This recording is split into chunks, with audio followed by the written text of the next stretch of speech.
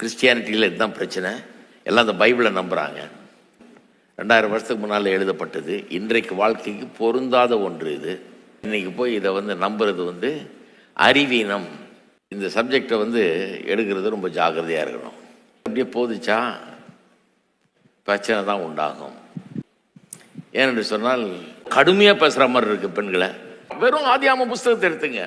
4ஆம் அதிகாரத்துக்கு வந்தீங்கன்னா அங்கே பொலிகமி, பலதார மனம், ஒருத்தருக்கு மேலே ஒரு ஆளுக்கு மேலே பல பேரை திருமணம் செய்து கொள்கிறது. 9ஆம் அதிகாரத்தில் போர்னோகிராஃபி, ஆபாச சித்தரிப்புகளை ரசிக்கிற அப்படிப்பட்ட ஒரு வாழ்க்கை. 16ஆம் அதிகாரத்தில் விபச்சாரம். 19ஆம் அதிகாரத்தில் ஹோமோசெக்சுவாலிட்டி, ஓரின சேர்க்கை. 34ஆம் அதிகாரத்தில் வேசித்தனம். 38ஆம் அதிகாரத்தில் தகாத உறவு, குடும்பத்தில் இருக்கவங்க மத்தியிலேயே ஒருத்தருக்கு ஒருத்தர் உறவு வச்சுக்க, அந்த மாதிரி தகாத உறவு, இன்செஸ்ட்னு சொல்லுவாங்க. 38ஆம் அதிகாரத்தில் இன்னொரு காரியமும் இருக்குது. முதல் வேசி அங்கே அறிமுகப்படுத்தப்படுற ஒரு பெண்ணை வேசி என்று முதல்ல பார்க்குறாங்க. 39ஆம் அதிகாரத்தில் சபலமூட்டுதல், செடக்ஷன். ஒரு பெண் ஒரு ஆணை எப்படி சபலமூட்டி அவனை விழ வைக்க பார்க்கிறார். ஹலோ, எப்படி இருக்கும்? அதை பார்க்குற பையன் என்ன கற்றுக்குவான்? நிறைய பிரசங்க இருக்க குவாய்ட்டா போயிட்டாங்க. நான் முடிவு பண்ணிட்டேன், நல்லா விளங்குற வரைக்கும் விடுறதில்லை. ஐயோ, இந்த வசனத்தை எடுத்து இது ஒரு தலைமுறைக்கு போச்சாங்க. எங்கள் தலைமுறையில் வாழ்க்கையே பாழா போயிடுச்சு நிறைய பேருக்கு. இதை நம்பி நான் 30 வயசுல அழகா இருந்ததை விட இன்னைக்கு ரொம்ப அழகா இருக்கேன்.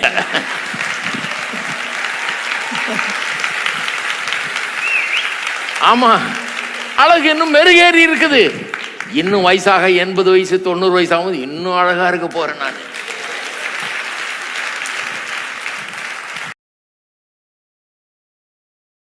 எபேசியர் 5:22 24 வரை, மனைவிகளே கர்த்தருக்கு கீழ்ப்படிகிறது போல உங்கள் சொந்த புருஷருக்கும் கீழ்ப்படியுங்கள்.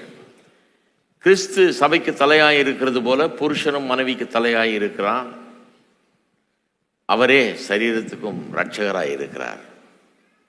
ஆகையால் சபையானது கிறிஸ்துவுக்கு கீழ்ப்படுகிறது போல மனைவிகளும் தங்கள் சொந்த புருஷருக்கு எந்த காரியத்திலேயும் கீழ்ப்படிந்திருக்க வேண்டும். இது ரொம்ப டச்சி சப்ஜெக்ட். இது ரொம்ப, இந்த சப்ஜெக்டை எடுக்கிறது ரொம்ப ஜாக்கிரதையாக இருக்கணும். ஏனென்று சொன்னால் நிறைய மனைவிமாருக்கு கோபத்தை மூட்டக்கூடிய ஒரு சப்ஜெக்ட். பெரிய பெரிய பிரசங்கியார்கள்லாம் இதை போதிச்சு அவஸ்தைப்பட்டிருக்கிறாங்க. இதில் இருக்கிறது அப்படியே போதிச்சா பிரச்சனை தான் உண்டாகும். அந்த மாதிரி ஒரு சப்ஜெக்ட் இது. அதை ரொம்ப கரெக்டாக எடுத்து சொல்லணும். இல்லைன்னா அது சரியாக புரிந்து கொள்ள முடியாது. கேட்குறவங்களுக்கு கோவம் வரும். ஏன்னா மனைவிகளே கர்த்தருக்கு கீழ்ப்படுகிறது போல உங்கள் சொந்த புருஷருக்கு கீழ்ப்படியுங்கன்னா ஒரு பெரிய இன்சல்ட்டாக நினைக்கிறாங்க. அது என்ன மனைவிகளை பார்த்து கீழ்ப்படிங்கன்னு சொல்கிறது, புருஷனுக்கு ஒன்றும் சொல்ல வேணாமா அப்படிங்கிற மாதிரி நினைக்கிறாங்க. மனைவியில் அடிமை மாதிரி நினைக்கிறீங்களா? பெண்களையே தாழ்வாக நினைக்கிறீங்களா? இதுதான் எனக்கு பைபிளே பிடிக்கிறது இல்லை. கிறிஸ்டியானிட்டியில் இதுதான் பிரச்சனை. எல்லாம் அந்த பைபிளை நம்புகிறாங்க. இந்த பைபிள் பழமையானது. 2000 வருஷத்துக்கு முன்னால் எழுதப்பட்டது. இன்றைக்கு வாழ்க்கைக்கு பொருந்தாத ஒன்று இது. இன்றைக்கு நம்முடைய ஜீவியத்துக்கும் இதுக்கும் சம்மந்தமே கிடையாது. இன்றைக்கி போய் இதை நம்புறது அறிவீனம். ஆகவே நான் பைபிளை ஏற்றுக்கொள்ள மாட்டேன், பைபிளை வாசிக்க மாட்டேன், அதை நம்ப மாட்டேன், பிரசங்கத்தையும் கேட்க மாட்டேன், இந்த கிறிஸ்துவையும் நான் விசுவாசிக்க மாட்டேன். ஏன்னா இதெல்லாம் ஹம்பக், இதெல்லாம் இதில் ஒன்றும் கிடையாது அப்படின்னு சொல்கிறவர்கள் இருக்கிறார்கள். அதுவும் இந்த மனைவிகளே கர்த்தருக்கு கீழ்ப்படியல்ன்றது தான் அவங்களை ரொம்ப அப்செட் பண்ணுது. ஏனென்றால் பெண்கள் உரிமை இதற்கெல்லாம் போராடுகிறவர்கள், இதை பற்றி ரொம்ப இதற்காக ரொம்ப பாடுபடுகிறவர்கள்லாம் இதை பெண்களுக்கு எதிரான ஒரு புஸ்தகமாக நினைக்கிறார்கள். குறிப்பாக பவுல், பேதுரு போன்றவர்கள் எல்லாம் பெண்களுக்கு எதிரானவர்கள். பழங்காலத்து கலாச்சாரத்தை கொண்டு நம்ம மத்தியில் திணிக்கிற ஆட்கள் இவரெல்லாம் பெண்களுக்கு எதிரானவர்கள். பொதுவாக கிறிஸ்தவ போதவர்களே பெண்களுக்கு எதிரானவர்கள் அப்படிங்கிற முடிவுக்கு எதிர்க்க ஆரம்பிச்சிடுறாங்க. ஒருவேளை உங்களில் சிலர் கூட அப்படி நினச்சிருக்கலாம். என்ன பைபிளில் இந்த மாதிரிலாம் சொல்லியிருக்குது, மனைவியில் பார்த்து புருஷர் கீழ்ப்படிங்கன்னு சொல்லியிருக்குது. அப்புறம் மனைவிகளை பற்றி பயன்படுத்துகிற அந்த மனைவிகளுக்கு கொடுக்கப்படுகிற கட்டளைகள்லாம் ரொம்ப ஒரு மாதிரி ஹார்ஷாக இருக்குது. ஒரு மாதிரி கடுமையான காரியங்களாக இருக்கிறது. இதெல்லாம் தவறு இல்லையா அப்படின்னு சொல்லி சிலர் நினைச்சிருக்கலாம்.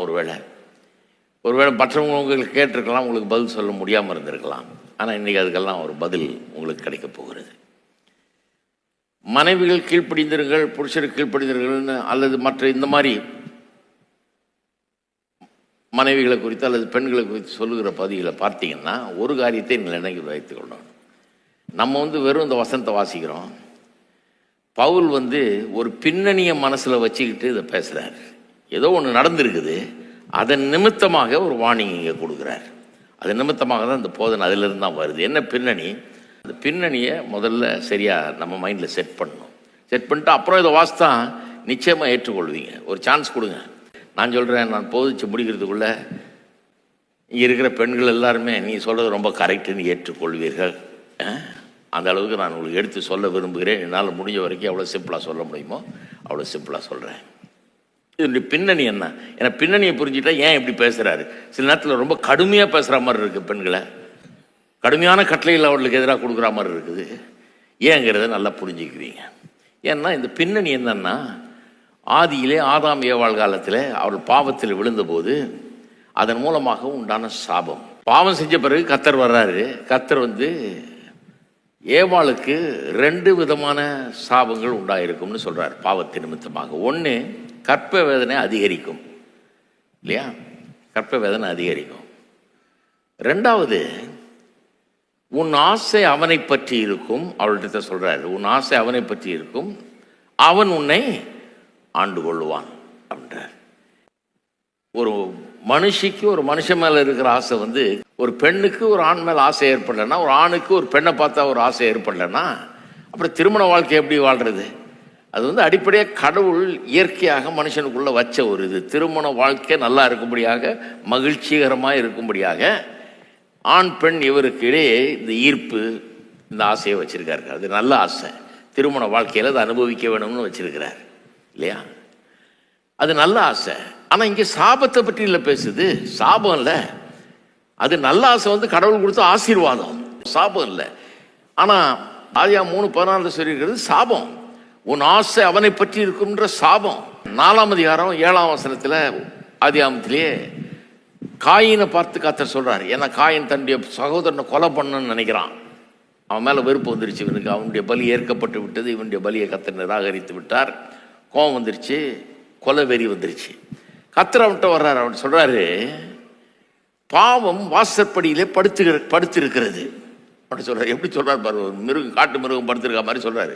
படுத்திருக்கிறது, அவன் ஆசை உன்னை பற்றி இருக்கிறது. எவன் ஆசை?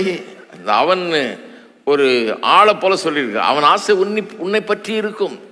அவன் யாருன்னா, இந்த பாவத்துக்கு பின்னால் இருந்து கிரியை செய்யற பிசாசு இவனை பற்றி ஒரு ஆசை வச்சிருக்கான. யாரை பற்றி? காயினை பற்றி. என்ன ஆசை? இவனுடைய உள்ளத்தை பாதித்து, இவனுடைய மனதை பாதித்து, இவனுடைய உணர்ச்சிகளை பாதித்து, இவனுடைய எண்ணத்தை பாதித்து, இவனை தன்னுடைய ஆதிக்கத்துக்கு கீழே கொண்டு இவனை கண்ட்ரோல் பண்ணி எப்படியாவது இந்த குற்றத்தை செய்ய வைக்கணும், பாவத்தை செய்ய வைக்கணும், இந்த ஒரு கொலையை செய்ய வைக்கணும். அதன் மூலமாக அவன் வாழ்க்கையை அழிஞ்சு போனான். நாடோடியா போயிட்டான. கடைசியில் ஊரை சுத்துறவனா, காட்டில் அப்படி போயிட்டானே. அவனை நாசமாக்கணும்னு பிசாசு திட்டமிட்டான். என்ன? பிசாசு திருடவும் கொல்லவும் அழிக்கவும் வந்தவன், நல்லா இருக்கிற வாழ்க்கையை கெடுக்க வந்தவன். இவன் வாழ்க்கையை எப்படி கெடுக்கணும்னு பார்த்து அப்படி திட்டம் போட்டுட்டு இருக்கிறான். அவன் ஆசை உன்னை பற்றி இருக்கும் வான் பண்றாரு. அவன் ஒன்னு ஆசைப்படுறான்ப்பா. இது கெட்ட விதமான ஆசை. இவனை ஆக்கிரமித்து, இவனுடைய எண்ணங்களை ஆக்கிரமித்து, மனதை ஆக்கிரமித்து, உணர்ச்சிகளை ஆரம்பிச்சு இவனை தப்பு செய்ய வச்சு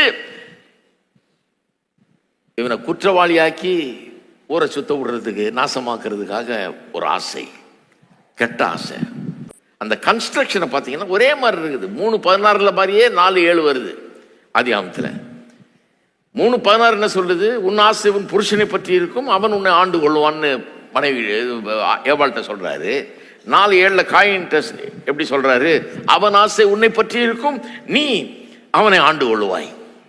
கன்ஸ்ட்ரக்ஷன் ஒரே மாதிரி இருக்கு. அப்ப இந்த அர்த்தம் தான் 3:16 பொருந்தும். 4:7 என்ன அர்த்தமாகிறதோ அதைத்தான் இங்கே உணர்ந்து பொருத்த வேணுங்கிறது தான் அது காண்பிக்கிறது, எழுதப்பட்ட விதம்.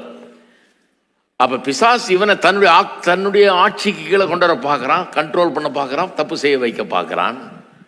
அவன் ஆசை உன்னை பற்றி இருக்கும், நீ அவனை ஆண்டு கொள்வாய் அப்படின்றாரு. அங்க ஏவாளுக்கு சொல்லப்பட்டது, உன் ஆசை புருஷனை பற்றி இருக்கும், அவன் உன்னை ஆண்டு கொள்வான். அப்ப நான் சொல்றேன், ஏவாளுடைய ஆசை என்ன மாதிரி ஆசை? நல்ல ஆசை இல்லை, கடவுள் மனுஷர்களுக்குள்ள வச்ச அந்த நல்ல ஆசை இல்லை, இது கெட்ட ஆசை. என்ன ஆசை? புருஷனை கண்ட்ரோல் பண்ணக்கூடிய ஒரு தீய ஆசை. பாவத்தின் மூலமாக உண்டான சாபத்தின் மூலமாக பெண்களுக்குள்ள பிசாசானவன் ஒரு தீய ஆசையை நுழைச்சிட்டான். என்ன ஆசை? புருஷனை கண்ட்ரோல் பண்ணணும், நம்ம கண்ட்ரோலில் வச்சிருக்கணும் அப்படின்னு அவனை கண்ட்ரோல் பண்ணி நம்முடைய இஷ்டத்தின்படி அவன் செய்ய, நம்முடைய இஷ்டத்தின்படி நடக்க அவனை கண்ட்ரோல் பண்ணி கொண்டாந்துடணும் அப்படின்னு ஒரு ஆசை வச்சிட்டான். அந்த ஒரு தப்பான தீய ஆசையே போதும் குடும்ப வாழ்க்கையை கெடுக்கிறதுக்கு, திருமண வாழ்க்கையில சமாதானம் இல்லாமல் பண்றதுக்கு. எந்த ஒரு குடும்பத்தில் மனைவி புருஷனை கண்ட்ரோல் பண்ணணும்னு நினைக்கிறாளோ, மனிப்புலேட் பண்ணணும்னு நினைக்கிறாளோ, அவனை ஆண்டு கொள்ளணும்னு நினைக்கிறாளோ, அப்படி ஒரு ஆசையை வச்சிருக்காளோ, அந்த குடும்பத்தில் சமாதானம் இருக்கவே முடியாது. அதே மாதிரி புருஷன்ட்டையும் ஒரு கெட்ட ஆசை வந்துடுது, அவன் உன்னை ஆண்டு கொள்வான். குடும்பத்தை ரூல் பண்ணணும். எப்படி ரூல் பண்ணணும்? ஒரு நல்ல ஆட்சியாளனாக அன்பில் அரவணைச்சு அவர்களை போஷித்து பாதுகாத்து காப்பாற்றி அவர்களுக்கு வழிகாட்டி அப்படி ஒரு நல்ல குடும்ப கணவனாக தகப்பனாக இருந்து அந்த குடும்பத்தை நடத்தும்படியாக அவனை ஆள சொல்றார். குடும்பத்தை ஆள்றதுங்கிறது கொடூர ஆட்சி இல்லைங்க, கொடுங்கோல் ஆட்சி பண்ண சொல்ல. எப்படி ஆள சொல்றாரு? நல்லா போஷி, நல்லா பாதுகாத்து நடத்து, வழிகாட்டு, நல்ல புத்தி சொல்லு, போதி நடத்து அப்படின்றாரு. ஆனா இப்ப பிசாசு பாவத்தை உள்ள கொண்டு வந்துட்டதுனால அவனுக்குள்ள இவளை போட்டு நசுக்கணும், ஒடுக்கணும், இவளை நொறுக்கணும் அப்படிங்கிற ஒரு ஆசை. அந்த மாதிரி ஆளணும், தீய விதத்துல அவளை ஆள வேணும்னு ஆசை. ரெண்டு பேருக்குள்ளேயும் கோளாறு வந்துருச்சு. உள்ளத்துல ஒரு கோளாறு ஏற்படுத்திட்டான். பாவம் பாருங்க, உள்ளத்துல வேலை செய்து பாருங்க, உள்ளத்தை கெடுத்துருச்சு. உள்ளத்துல பிசாசானவன் புகுந்துட்டான் பாருங்க பாவத்தின் மூலமாக. ரெண்டு பேருக்கும் உள்ளத்துல ஒரு பிரச்சனை, இன்சைடு ப்ராப்ளம் ஆயிடுச்சு உள்ள. இந்த ப்ராப்ளம் வந்து குடும்பத்துல பல பிரச்சனைகளை உண்டாக்க போகுது இனிமே. பாருங்க, அது இந்த மாதிரி ஒரு பிரச்சனையை உண்டாக்குறதுனால தான் பவுல் வந்து பெண்களை பற்றி எழுதும்போது சில இடங்கள் ரொம்ப கடுமையா சொல்றாரு. ஒரு இடத்துல சொல்றாரு, 1 தீமோத்தேயு 2:12 சொல்றாரு, ஸ்திரீயானவள் புருஷன் மேல் அதிகாரம் செலுத்த நான் உத்தரவு கொடுக்கிறதில்லை. I permit not a woman to usurp authority over a man. ஸ்திரீயானவள் புருஷன் மேல் அதிகாரம் செலுத்த நான் உத்தரவு கொடுக்கிறதில்லை. இதை கேட்ட உடனே பெண்களுக்கு ஒரு மாதிரி, அது என்னது இது? அப்ப என்ன பெண்கள்னா அடங்கி கிடக்கணுமா புருஷனுக்கு? ஏன் சொல்றாருன்னா, அவன் மேல அதிகாரம் செலுத்தணும், அவனை ஆண்டு கொள்ளணும்னு ஒரு ஆசை உனக்குள்ள வந்ததுன்னா அது பாவத்தின் சாபம். பாவத்தின் மூலமா வந்து சாபம். அது கடவுள் ஒரு ஆசை கிடையாது. இது உன்னுடைய குடும்பத்தின் சந்தோஷத்தை அழிச்சிரும், திருமண வாழ்க்கையை கெடுத்து போட்டுரும், சமாதானமா இருக்க முடியாது. நீங்க ரெண்டு பேருக்கும் போட்டி உண்டாகணும். நீ வந்து அவனை கண்ட்ரோல் பண்ணணும்னு நினைப்ப, அவன் வந்து உன்னை நசுக்கணும்னு நினைப்பான். அவன் சும்மா இருக்க மாட்டான். நீயா நானா பாத்திரலான்ற மாதிரி ஆயிடும். அப்புறம் எப்படி குடும்ப வாழ்க்கை நல்லா இருக்கும்? வேணாமான்றதுக்காக தான் சொல்றாரு அவரு. அதனாலதான் நான் பெண்கள், அதாவது ஸ்திரீயானவள் புருஷன் மேல் அதிகாரம் செலுத்த நான் அனுமதி கொடுப்பதில்லை அப்படிங்கிறாரு. அப்ப அதை வாசிக்கும் போது இந்த பேக்ரவுண்ட பின்னால வச்சீங்கன்னா எவ்வளவு நல்லா விளங்குது பாருங்க. ஏன் அப்படி சொல்றாருன்னா, பெண்கள் குடும்ப வாழ்க்கையை கெடுத்துக்காம இருக்கிறதுக்காக. சில வீடுகள்ல எல்லாம் கல்யாணம் பண்ற பொண்ணுங்களை ட்ரைனிங் கொடுத்தே அனுப்புறாங்க, எப்படி கண்ட்ரோல் கொண்டாடணும் புருஷனை எப்படி அமுக்கி வை, உன் விரலு கீழே இருக்கணும். அப்படி முதல் நாள்ல இருந்து கரெக்டா அவனை ஒரே அமுக்கிட்டு, இல்லைன்னா அவன் ரொம்ப திமிர் பண்ணுவான். அப்படி சொல்லி கொடுத்த ஆளு அனுப்புற ஆளுலாம் இருக்காங்க. அவங்க நினைக்கிறாங்க ரொம்ப கிளவர், நம்ம ரொம்ப ஞானமா பண்றோன்னு. கிடையாது. பவுல் சொல்றாரு, அதை மட்டும் செய்யாது, செஞ்சு நான் நிம்மதியாவே இருக்க முடியாது, சந்தோஷமாவே இருக்க முடியாது, வெற்றிகரமா இருக்காது குடும்ப வாழ்க்கை. அதனாலதான் நான் ஒரு ஸ்திரீயானவள் புருஷன் மேல் அதிகாரம் செலுத்த அனுமதிப்பதில்லைன்றார். இந்த பேக்ரவுண்டு புரிஞ்ச உடனே அது அவர் பின்னால மைண்ட்ல இருக்குது பாருங்க. பாவம் என்ன பண்ணுச்சு, எப்படிப்பட்ட ஒரு தீய ஒரு ஆசைய பெண்ணுக்குள்ள உண்டாகி இருக்குது, ஸ்திரீயானவளுக்குள்ள உண்டாகி இருக்குன்னு தெரிஞ்சுக்கிட்டதுனாலதான் இங்க சொல்றாரு. ஏன்னா அவன் நல்லா இருக்கும்படியா சொல்றாரு, குடும்பம் உருப்படும்படியா சொல்றாரு, குடும்பம் கெட்டு போக கூடாதுங்கிறதுக்காக சொல்றாரு. இது புரிஞ்ச உடனே ஏற்றுக்கொள்ள முடியுது பாருங்க. உள்ள அவ்வளவு பெரிய ஒரு பாதிப்பு பாவத்தின் நிமித்தம் உண்டாகிவிட்டது. பெண்ணுக்குள்ள மட்டும் இல்லை, ஆணுக்குள்ளேயும் உண்டா. அவன் நசுக்கணும்னு நினைக்கிறான், இவ்வளவு ஒடுக்கணும்னு நினைக்கிறான். குடும்பத்தை ஒரு நல்ல புருஷனா இருந்து ஆளணும், நல்ல விதத்தில் ஆளணும்னு நினைக்கிறது இல்லை. நல்ல விதத்தில் ஆளுகிற அந்த அதிகாரத்தை தான் அவனுக்கு கொடுத்தாரு. அவன் அதிகாரத்தை துஷ்பிரயோகம் பண்ணுகிறான். அப்படி மாறிட்டான் அவன். ரெண்டு பேருக்குள்ளேயும் பிரச்சனை, உள்ளத்துல பிரச்சனை. உள்ளத்துல பிரச்சனை மட்டும் இல்ல, வெளியே உலகத்திலயும் பிரச்சனை உண்டாயிடுச்சு. பிசாசானவன் பாருங்க, உள்ள இருந்து அட்டாக் பண்றான் மேரேஜ, திருமண வாழ்க்கைய. வெளியே இருந்தும் அட்டாக் பண்றான். எப்படி வெளியே இருந்து அட்டாக் பண்றான்? வெறும் ஆதியாகம புஸ்தகத்தை எடுத்துங்க, ஆரம்பத்தை எடுத்துங்க. ஆதாம் ஏவாள் காலத்துல ஆரம்பத்தை எடுத்துங்க. 4ஆம் அதிகாரத்துக்கு வந்தீங்கன்னா அங்க பொலிகமி, பலதார மனம், ஒருத்தருக்கு மேல ஒரு ஆளுக்கு மேல பல பேரை திருமணம் செய்து கொள்ளுகிறது, அந்த முறை வந்துருச்சு 4ஆம் அதிகாரத்துல. 9ஆம் அதிகாரத்துல போர்னோகிராஃபி, ஆபாச சித்தரிப்புகளை ரசிக்கிற ஒரு அப்படிப்பட்ட ஒரு வாழ்க்கை 9ஆம் அதிகாரத்துல வந்துருச்சு. 16ஆம் அதிகாரத்துல விபச்சாரம், 19ஆம் அதிகாரத்துல ஹோமோசெக்சுவாலிட்டி, ஓரின சேர்க்கை, 34ஆம் அதிகாரத்துல வேசித்தனம், 38ஆம் அதிகாரத்துல தகாத உறவு, குடும்பத்தில் இருக்கவங்க மத்தியிலேயே ஒருத்தருக்கு ஒருத்தர் உறவு வச்சுக்க, அந்த மாதிரி தகாத உறவு, இன்செஸ்ட்னு சொல்லுவாங்க. 38ஆம் அதிகாரத்துல இன்னொரு காரியமும் இருக்குது. முதல் வேசி அங்க அறிமுகப்படுத்தப்படுற ஒரு பெண்ணை வேசி என்று முதல்ல பார்க்கறாங்க, வேசியாகிய ஒரு பெண்ணை. 39ஆம் அதிகாரத்துல சபலமூட்டுதல், செடக்ஷன், ஒரு பெண் ஒரு ஆணை எப்படி சபலமூட்டி அவனை விழ வைக்க பார்க்கிறா அப்படின்றது 39ஆம் அதிகாரத்தில். ஒரு புஸ்தகம் தாண்டறதுக்குள்ள, இந்த ஒரிஜினல் ஆதி சரித்திரம் சொல்றதுக்குள்ள கடகடகடன் ப்ரோக்ரஸ் ஆகுது பாருங்க. என்ன மாதிரி ப்ரோக்ரஸ்? பாவத்தின் progress, wrong kind of progress, wrong டைரக்ஷன்ல போயிட்டு இருக்குது, தவறான வழியில போயிட்டு இருக்குது. இதெல்லாம் திருமண வாழ்க்கையை தாக்கக்கூடிய காரியங்கள். இன்னைக்கு ஏன் திருமண வாழ்க்கை கஷ்டமா இருக்குது? இன்னைக்கு ஏன் வீட்டுக்கு வீடு பிரச்சனையா இருக்குன்றாங்க? எல்லாம் தான் சொல்றாங்க, வீட்டுக்கு வீடு பிரச்சனை. எல்லாம் பயப்படுறாங்க. பெற்றோர் பிள்ளைய கல்யாணம் பண்ணி கொடுக்குறது பயப்படுறாங்க. பொண்ணு அந்த பையனுக்கு கல்யாணம் பண்ணி கொடுத்தா எப்படி இருப்பானோ, பையன் எப்படி பட்டவனோ, பையன் வீட்டில் பயப்படுறாங்க, பொண்ணு எப்படி பட்டதோ, என்ன பண்ணுமோ. கல்யாணம்னா பயமா இருக்குது. இப்போ எப்படி இருக்குமோ, ஏது இருக்குமோ அப்படின்னு. ஏன்? 2 பேருக்குள்ளேயும், பெண்ணுக்குள்ளேயும் சரி ஆணுக்குள்ளேயும் சரி, பாவத்தின் அந்த பாதிப்பு உண்டாயிடுச்சு. உள்ளத்துல பெண்ணு அவனை கண்ட்ரோல் பண்ண பார்க்கறான், ஆணு இவ்வளவு ஒடுக்க பார்க்கறான். தப்பான ஒரு அப்ரோச் உண்டாயிடுச்சு. பாவம் அதை கொண்டு வந்துருச்சு. ஏன்னா திருமணம் உருப்படக்கூடாதுன்னு. அது மட்டும் இல்லை, உலகமே மாறிடுச்சு. உலகத்தில் இப்போ நான் சொன்னது போல polygamy, pornography, adultery, homosexuality, fornication, incest, seduction, இப்படி பலவிதமான பாவங்கள் நம்மை சூழ்ந்து கொண்டிருக்கிறது. இதன் மத்தியில் வாழுகிறதுனால இதெல்லாம் ஆள சும்மா இருக்க விட மாட்டேது பாருங்க. அது ஒரு பக்கம் இழுக்குது. டிவி ஆன் பண்ணா இந்த மாதிரி ஆபாசங்களும் அசிங்கங்களும் எல்லாம் வருது பாருங்க. எல்லாம் மனுஷனை டைவர்ட் பண்ணுது, அங்கேயும் இங்கேயும் இழுக்குது. அவனுடைய குடும்ப வாழ்க்கையில் அவன் சமாதானமா இருக்காதபடிக்கு, தன்னுடைய மனைவியோடு, மனைவி தன்னுடைய புருஷனோடு ஒழுங்கா வாழாதபடிக்கு கெடுக்கக்கூடிய நிறைய இன்ஃப்ளூயன்சஸ் வெளியில இருந்தும் தாக்குது. உள்ள இருந்தும் தாக்குதல், வெளியே இருந்தும் மனதளவில், இருதயத்தின் அளவில் கெடுத்து போட்டு திருமண வாழ்க்கையை தாக்குதல், வெளியில உலகத்தில் ஏற்பட்டிருக்கிற மாற்றங்கள் மூலமாக தாக்குதல். கஷ்டம் திருமண வாழ்க்கை, ரொம்ப கஷ்டம். இது போதாதுன்னு திருமணம் பண்ணியிருக்கிற 2 பேரும் பாவியா இருந்து வந்தவங்க. ஆகவே அந்த பாவ குணத்தின் அந்த அடையாளங்கள் சிலதெல்லாம் அங்கே அப்படியே இருக்குது. அப்பப்போ தலை தூக்கும். பாவம் பாவின்றதை காட்டும். அது ரட்சிக்கப்பட்டிருந்தாலும், பாவங்கள் மன்னிக்கப்பட்டிருந்தாலும், தேவனுடைய பிள்ளையாக இருந்தாலும் அப்பப்போ இந்த சுயநலம், அப்பப்போ தான்ற இந்த ஆணவம், கர்வம் எல்லாம் தலை தூக்குது பாருங்க.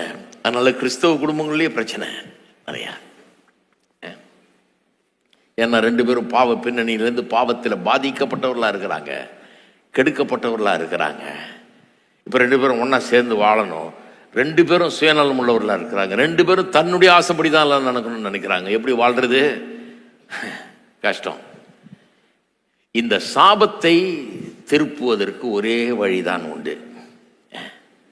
இந்த சாபத்தை திருப்புவதற்கு ஒரே ஒரு வழிதான் உண்டு. அந்த வழி என்ன? நல்ல திருமண வாழ்க்கைக்கு வழி என்ன?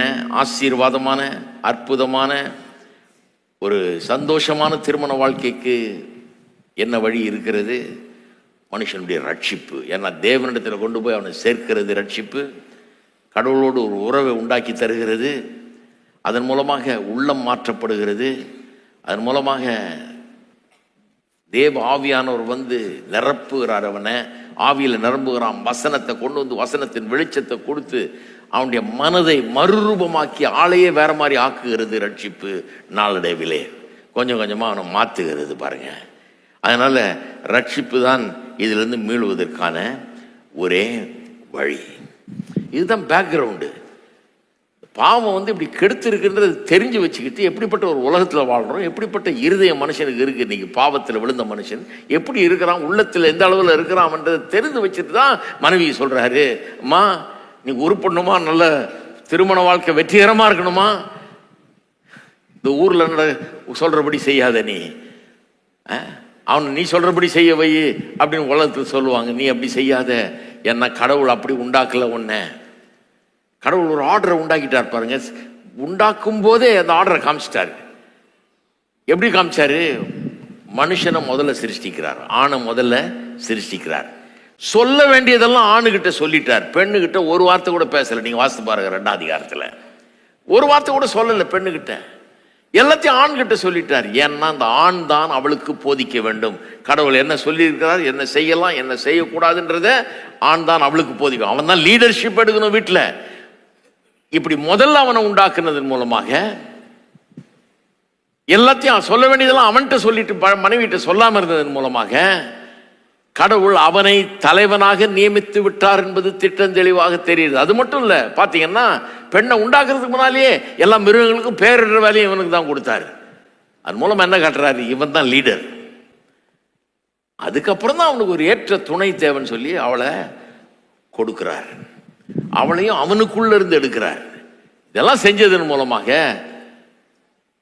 கர்த்தர் புருஷனை குடும்பத்துக்கு தலைவனாக வைத்து விட்டார் என்பது விளங்குகிறது. ஆதாம் ஏவாள் புருஷன் மனைவியிட்ட முதல் திருமணத்தை பார்த்தீங்கன்னாலே தெரியுது எப்படி நடந்ததுன்னு. பார்த்தீங்கன்னா புருஷனை குடும்பத்துக்கு தலைவனாக கடவுள் நியமித்து, இது கடவுளுடைய டிசைன், கடவுளுடைய முறை. இதுதான் வாழ்க்கையில வெற்றியை தர முடியும். என்னையா பெண்களை பற்றி இப்படி சொல்லியிருக்கின்றவங்க சொல்றான், ஆண்களை பற்றி இன்னும் ரொம்ப ஸ்ட்ராங்கா சொல்லி இருக்குதுங்க.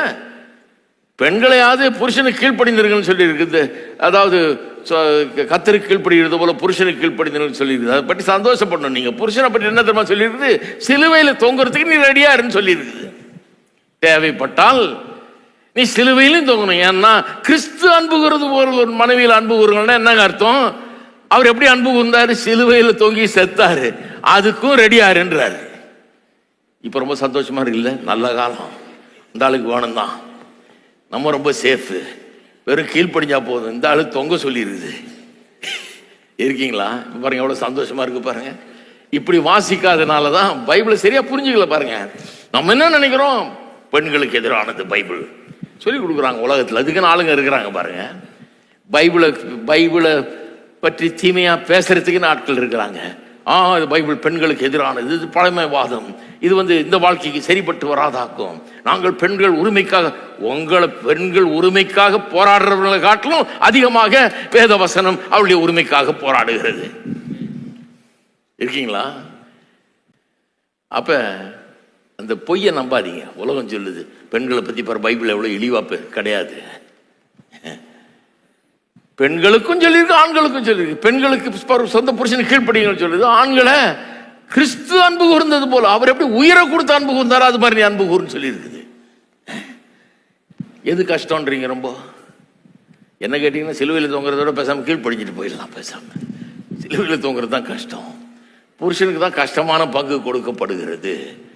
அதனால பெண்களை டார்கெட் பண்ணி பெண்களை கெடுக்கிறதுக்குனே பைபிளில் சொல்லி இருக்குது அப்படின்னு நினைக்கிறது தப்பு. அப்படி சொல்லுகிறவர்கள் தவறு செய்கிறார்கள், வேத வசனத்தை சரியா புரிந்து கொள்ளாமல் இருக்கிறார்கள். அப்ப புருஷனுடைய தலைமைத்துவத்தை மனைவியானவள் ஏற்றுக்கொண்டு மனமாற ஏற்றுக்கொண்டு வாழும்போதுதான் இந்த சாபத்தின் கேட்டை தவிர்க்க முடியும். பெரும்பாலும் அந்த சாபத்தினுடைய கேடு நம்முடைய குடும்ப வாழ்க்கையை கெடுத்து விடாதபடிக்கு ரொம்ப குறைக்க முடியும், மிட்டிகேட் பண்ண முடியும். அந்த சாபத்தினுடைய அந்த விளைவு திருமண வாழ்க்கையை பாதிச்சு கெடுத்துறாதபடிக்கு எப்போ நம்ம பண்ண முடியும்? மனைவி சொந்த புருஷனுக்கு கீழ்ப்படிந்திருக்க வேணும் இந்த கட்டளையை கண்டு இதுக்கு கீழ்ப்படியும் போது. அது மட்டும் இல்ல, ரொம்ப ஸ்பெசிபிக்கா குறிப்பா சொல்லி சொந்த புருஷனுக்கு கீழ்ப்படியுங்கள். Your own husbands. ஓன் ஹஸ்பண்ட்ஸ்னா இவ ஹஸ்பண்டுக்கு ஓனர் அந்த மாதிரி சொல்லி இருக்குது. யுவர் ஓன் ஹஸ்பண்ட்னா இவ சொல்ற அவன் என்னோட அவன் எனக்கு சொந்தமானவன், அவனும் சொல்றான் இவள் எனக்கு சொந்தமானவள். அப்ப அங்க ஒரு ஈக்குவாலிட்டி இருக்குது, மியூச்சுவாலிட்டி இருக்குது. ஒருத்தர் காட்டில் ஒருத்தர் மேன்மேன் கிடையாது. இவ சொல்றான் அவன் எனக்கு சொந்தம், ஏன் அவன் எனக்கு சொந்தமானவன், அவன் சொல்றான் இவள் எனக்கு சொந்தமானவள். அவன் இவளுக்கு சொந்தமானவன் சொன்னாலும் இவ அவனுக்கு கீழ்ப்படுகிறாள். இவனுக்கு இவ அவன் எனக்கு சொந்தமானவள் சொல்லும்போது அவனுக்கு ஓனர் மாதிரி பேசுறா இல்லையா? அவனும் இவள் எனக்கு சொந்தமானவள் சொல்றான், அவனும் ஓனர் மாதிரி பேசுறான். அப்ப ஓனர் எப்படி அதை விட கீழே இருக்க ஆளுக்கு கீழ்ப்படிய முடியும்? ஆனா அங்க நடக்குது, அவன் எனக்கு சொந்தமானவன்னு சொல்லிட்டு சொந்த புருஷருக்கு கீழ்ப்படியுங்கள்னு சொல்லுது. ரொம்ப அழகா வேத வசனம் அதை போதிக்கிறது என்பதை நீங்கள் கவனிக்க வேண்டும். சரி, அது மட்டும் இல்ல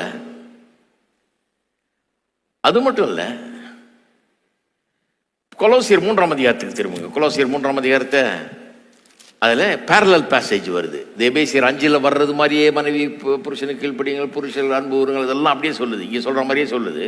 அங்க ஒரு காரியத்தை நோட் பண்ணுங்க, 18ஆம் வசனம். மனைவிகளை கர்த்தர் கேட்கும்படி உங்கள் புருஷருக்கு கீழ்ப்படியுங்கள்.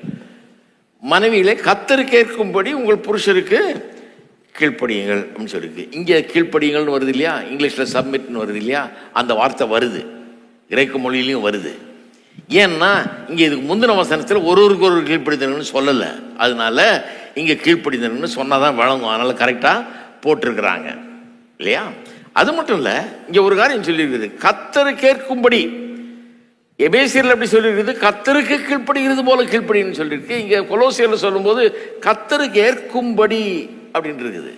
கர்த்தருக்கு ஏற்கும்படினா என்ன அர்த்தம்?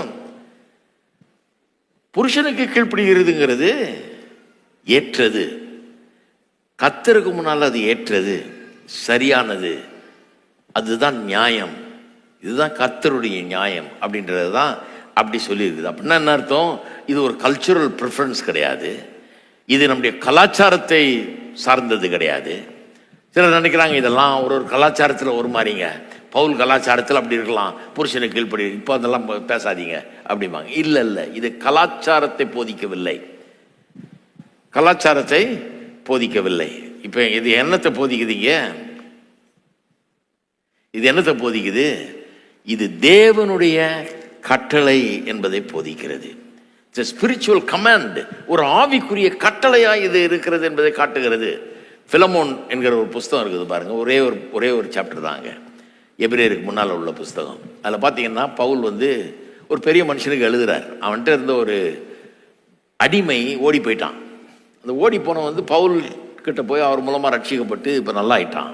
அவனை திருப்பி ஓனர்கிட்ட அனுப்புகிறார் பவுல். அப்போ அந்த ஓனருக்கு எழுதுறாரு, அந்த ஆள் பெரிய ஆள் போல இருக்கு, அந்த ஆளுக்கு எழுதுறாரு, நான் அவனை திருப்பி அனுப்புகிறேன், அவனை தயவு செய்து சேர்த்துக்கொள் என்று மன்றாடுகிறேன், உன்னிடத்தில் மன்றாடி வேண்டிக் கொள்கிறேன். 8-9 வசனங்களை பார்த்தீங்கன்னா சொல்கிறார், மன்றாடி வேண்டிக் கொள்கிறார். சொல்லும்போது சொல்கிறாரு, நான் உனக்கு கட்டளையிட எனக்கு அதிகாரம் உண்டு, நான் ஒரு அப்போஸ்தலன், நான் தேவனால் அழைக்கப்பட்டவன், உனக்கு எழுதி நீ ஒரு கிறிஸ்தவன், ஒழுங்கு மரியாதையை உனக்கு சேர்த்துக்க, நீ கரெக்டாக நடத்து அப்படின்னு சொல்ல முடியும், எனக்கு கட்டளையிட முடியும், ஆனால் நான் உன்னை மன்றாடி கேட்டுக்கொள்ளுகிறேன் அப்படிங்கிறார். பவுல் எனக்கு ரொம்ப பிடிக்குது பாருங்க, பெரிய அப்போஸ்தலர் இருந்தாலும் மற்றவங்கள தன்னை காட்டிலும் மேன்மையா நினைக்கிறார், அதனால தான் அப்படி பேசுறாரு, வேண்டிக் கொள்ளுகிறேன் அப்படிங்கிறாரு. அப்ப அதை படிச்சுட்டு என்ன சொல்றாங்க, அங்கே இதே வார்த்தை ஆஸ் ஃபிட்டிங்னு வருது இங்கிலீஷ்ல, கர்த்தர் கேட்கும்படி அப்படின்னு வருது இல்லையா. கர்த்தர் கேட்கக்கூடிய இந்த காரியத்தை நீ செய்யும்படி உனக்கு நான் கட்டளையிட முடியும், இருந்தாலும் உன்னை மன்றாடி வேண்டிக் கொள்றேன்னு சொல்றாங்க. அப்ப அதை வச்சு என்ன சொல்றாங்க, இங்கேயும் அதே மாதிரி தான் அர்த்தம் கொள்ள வேணும். இங்க ஒரு கட்டளையா அதை சொல்லியிருக்க முடியும்னா இங்கேயும் ஒரு கட்டளையாக அதை சொல்லியிருக்க முடியும். இது ஒரு ஆவிக்குரிய கட்டளை. மனைவிலே உங்கள் புருஷருக்கு கீழ்ப்படிந்திருக்கிறது ஒரு ஆவிக்குரிய கட்டளை. ஏன் ஒரு ஆவிக்குரிய கட்டளை? எங்க அப்படி ஆவிக்குரிய கட்டளைன்னு சொல்லியிருக்கு? ஏன்னா சிருஷ்டித்த விதத்தை பாருங்க, மனுஷனை முதல்ல சிருஷ்டித்தார், அவன்கிட்ட தான் எல்லாத்தையும் சொன்னார், மனைவிட்ட ஒன்றும் சொல்லல, அவன் தான் அவளுக்கு போதிக்க வேண்டும், அவனை தான் லீடராக ஸ்தாபிச்சிருக்கிறார். இதெல்லாம் சிருஷ்டிப்பில் பார்த்தாலே தெரிஞ்சிருது. இப்போ இவ்வளோ நான் சொன்ன பிறகு இதெல்லாம் ஏற்றுக்கொள்றது ஒரு பெரிய பிரச்சனையா தெரியல பார்த்தீங்களா? மைண்ட் அப்படியே கொஞ்சம் மாறுது. இப்போ இதை குறித்து எதிரான கருத்து உள்ளவர்கள் கூட இப்போ நான் சொன்னதை கேட்ட உடனே பெண்களுடைய நலனுக்காக சொல்றாரு, குடும்பம் உருப்புறதுக்காக சொல்றாரு இவர். அம்மா நீ அப்படி பண்ணினா குடும்பம் சின்னாபின்னம் ஆயிடும், கெட்டு போயிடும். பிசாசானவன் வாசற்படியில படுத்து கிடக்குறான், எப்படா அந்த குடும்பத்தை நாசமாக்கலான்னு படுத்து கிடக்குறான். ஜாக்கிரதை, புருஷனை கண்ட்ரோல் பண்ண பார்க்காத. கண்ட்ரோல் பண்ண பார்த்தீங்கன்னா சமாதானத்தை இழந்துருவேன், நீ குழப்பம் உண்டாயிடும். உன் பிள்ளைகள் அதை பார்த்தாங்கன்னா அவன் அப்படி வளருவான், தலைமுறையா அது தொடரும். ஹலோ, எப்படி இருக்கும்? அதை பார்க்குற பையன் என்ன கற்றுக்குவான்? புருஷன்னா அடங்கிதான் இருக்கணும் போல இருக்குது. ஏன்னா எங்கள் அப்பா அப்படி தான் அடங்கிதான் இருந்தார், அம்மா தான் கண்ட்ரோல் பண்ணுவாங்க அப்படின்னு பார்த்து வளர. பொண்ணு என்ன கற்றுக்கும்? மனைவி தான் இப்படி தான் இருக்கணும் போல இருக்குது. எங்கே கற்றுக்குறாங்க? அதெல்லாம் குடும்பத்தில் பார்த்து தான் கற்றுக்குறாங்க. இது பாதிப்பு ஒரு குடும்பத்துக்கு உண்டாகிற பாதிப்பு இல்லை, தலைமுறையாக பாதிக்கக்கூடிய ஒன்று, குடும்ப வாழ்க்கையை கெடுக்கக்கூடிய ஒன்று. அப்போ அவங்களுக்கு கல்யாணம் ஆகும்போது என்ன மாதிரி ஒரு கான்ஃப்ளிக்ட், என்ன விதமான ஒரு சர்ச்சை அங்கே உண்டாகும் பாருங்க. பெண் போய் அவனை ஆண்டு கொள்ளணும்னு பார்த்தான்னா என்ன ஆகிறது பாருங்க. எல்லாரும் ஒன்று ஆண்டு கொள்றதுக்கு வாயை பொழந்துட்டு உட்காந்துட்டு இருக்க மாட்டான். எல்லாரும் சிலர்லாம் இடம் கொடுக்க மாட்டான். அவன் நசுக்கிறதுக்குன்னு இருப்பான். கரெக்டாக ஆண்டு கொள்ற மாதிரி நம்ம போனால் இன்னும் கொஞ்சம் ரொம்ப நசுக்குவான். இதுதான் பிரச்சனை உண்டாகுது. இப்படிதான் பிரச்சனை உண்டாகுது பாருங்க. அதுலேருந்து காப்பாற்றுறதுக்காக தான் பவுல் சொல்றாரு, செய்யாத. கடவுளுடைய ஆர்டரை பின்பற்று, கடவுளுடைய டிசைனை புரிஞ்சுக்கோ. கடவுளோட தலைவனை நியமிச்சிட்டார், நம்பு, கர்த்தரை நம்பு, கர்த்தருடைய ஃபார்முலா படிப்போ, அவருடைய வழிப்படி அதை ஏற்றுக்கொள்ள, அதன்படி போ, நீ நல்லா இருப்பேன்றாரு. அப்ப இதெல்லாம் நான் விளக்கி சொன்ன பிறகு அதை ஏற்றுக்கொள்கிறது சுலபமாய் இருக்கிறது, நியாயமாய் தெரிகிறது. ஏற்றுக்கொள்ள முடியலன்னா என்ன தெரியுமா காரணம்? இந்த சாபம் அப்படிப்பட்ட ஒரு எண்ணத்தை உள்ளத்தில் உண்டாக்குகிறது. நான் எதுக்கு அதை ஏற்றுக்கொள்ளணும்? இந்த மனுஷனுக்காக நான் கீழ்ப்படிந்திருக்கணும், இவனா எனக்கு தலைவன் அப்படின்னு நினைச்சிங்கன்னா அது என்னன்னா, அந்த சாபத்தின் மூலமாக, பாவத்தின் மூலமாக வந்த சாபம் உள்ள கிரியை செய்து குடும்பத்தை அழிக்கிறதுக்குன்னு ஒரு காட்டு மிருகம் படுத்து கிடக்கிறது போல வாசற்படியில் எப்படா கவி கடிச்சு கொதறலான்னு காத்துக்கிட்டு இருக்குது, வாய்ப்பை பார்த்துக்கிட்டு இருக்குது. நீங்க அதுக்கு இடம் கொடுக்குறீங்க. அந்த எண்ணத்தை அனுமதிக்க ஆபத்து காத்து கொண்டு இருக்கிறது. பெண்களை பற்றி ரொம்ப கடுமையாக பேசுகிற பகுதி மாதிரி இருக்கும், ஆனால் பிரசங்கம் பண்ணவுடனே தெளிஞ்சிரும், அது புரிஞ்சிடும். இருக்கீங்களா? அதுக்கு தான் பாருங்கள், கிறிஸ்தவ பிரசங்கம் ரொம்ப முக்கியம். பாருங்கள், பைபிள் எப்படி சொல்லியிருக்குதான் உங்களுக்கு தெரியுமா? இப்படி இருக்குதாம, எப்படிலாம் சொல்லலாமா பைபிள்? எப்படி ஒரு பாருங்க, சிலர் ரோட்டில் பார்த்து என்ன கேட்பாங்க, நீங்கள் பைபிளில் எப்படிலாம் சொல்லியிருக்காம பிரதர், ரோட்டில் வச்சு 2 நிமிஷத்தில் எப்படி பதில் சொல்கிறது அவங்களுக்கு? கோயிலுக்கு வர்றதில்லை நான் நம்பிக்கை, அதனால தான் நான் கோயிலுக்கெல்லாம் வர்றதில்லைங்க. பைபிள்லாம் வாசிக்கிறது இல்லை, நான் அதெல்லாம் நம்புறது இல்லை. நம்ம பைபிள்லாம் இந்த காலத்துக்கு எங்கே பொருந்தும்? இப்படியே போனால் எப்படிங்க குடும்பம்லாம் என்ன ஆகிறது? குடும்பம் நல்லா இருக்கிறதுக்கு வாய்ப்பே கிடையாது. ஏன்னா பாவ மனிதர்கள் குடும்பத்தை அழிக்கிறதுக்கு எந்த பிசாசும் தேவையில்லை. இப்போ என்ன பண்ணிட்டு உள்ள கொண்டாந்து கெடுத்துட்டான் பிசாசு இருதயத்தை கெடுத்துட்டான், அதன் மூலமாகவே அழிஞ்சு போயிடலாம். நான் சொல்லுகிறேன், கர்த்தருடைய வார்த்தையை பின்பற்றுங்க, அதை மதியுங்கள், அதை ஏற்றுக்கொள்ளுங்கள், நம்புங்கள்.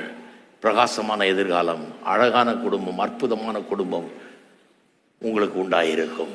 ஒவ்வொரு குடும்பமும் அழகான அற்புதமான குட்டி பரலோகம் போல இருக்க வேண்டும் என்று கர்த்தர் விரும்புகிறார். அது நடக்கும் நிச்சயமா. அதுக்காக தான் இதை போதிக்கிறோம், அதுக்காக தான் பவுல் இதெல்லாம் சொல்றாரு. ஆனால் அவரை பொல்லாதவர் மாதிரி ஆக்கிட்டாங்க. இந்த பவுல் மட்டும் இல்லைன்னா பைபிள் கொஞ்சம் நல்லா இருக்குங்கன்றார் ஒருத்தர். அவர் தான் போட்டு குழப்புறாரு, மனைவிகளே புருஷருக்கு கீழ்ப்படிங்கன்னா இதெல்லாம் சொல்லாமல் கொஞ்சம் குவைட்டாக போடலாம் இல்லையா? நிறைய பிரசங்க இருக்க குவைட்டாக போயிட்டாங்க. நான் முடிவு பண்ணிட்டேன், நல்லா விளக்கி விளங்குற வரைக்கும் விடுறதில்லை, போதிக்கிறதுன்னு. ஏன்னா இதில் பலன், ரொம்ப பெரிய பலன் இருக்கிறது. 1 பேதுரு 3ஆம் அதிகாரம் 1 வசனத்தை வாசிக்கிறோம் பாருங்க. அந்தப்படி மனைவிகளே உங்கள் சொந்த புருஷருக்கு கீழ்ப்படிந்திருங்கள். இப்போ கவனிங்க, இங்கே நிறுத்துறேன். அந்தப்படின்னு வந்த இந்த வசனத்திலே ரொம்ப முக்கியமான வார்த்தை இந்த அந்தப்படின்ற வார்த்தை. இதுதான் விட்டுறது கோட்டை கிறிஸ்தவர்கள். அது என்னங்க அந்தப்படினா சும்மா ஒரு வார்த்தைங்க, அது இது லிங்க் பண்ணுறதுக்கு எதோ கொடுத்துருக்காரு, சும்மா சொல்கிறாரு அந்தப்படி, அதெல்லாம் கவனிக்க வேண்டிய இல்லை. அதுதான் கவனிக்கணும். எந்த படின்னு கேட்கணும். அந்த படினா எந்த படி, எப்படி இந்த படி கீழ்ப்படிங்கன்றாரு. அப்போ எப்படி நான் கீழ்ப்படியணும் அப்படின்ற கேள்வி கேட்கணும் இல்லையா? அப்போதான் உண்மையான அர்த்தம் வழங்கும். ஏன்னா அவர் சொல்றாரு அந்த படி மனைவிகளே உங்கள் சொந்த புருஷருக்கு கீழ்ப்படிந்திருங்கள் அப்படிங்கிறாரு. அப்போ எப்படி கீழ்ப்படியணும்? அது பார்க்கணும்னா கொஞ்சம் பேக்கப் பண்ணணும். 2ஆம் அதிகாரத்துக்கு போய் 13ஆம் வசனத்திலிருந்து பாருங்க, கவனிங்க. 13ஆம் வசனத்திலிருந்து வாசிக்கிற 2ஆம் அதிகாரம்.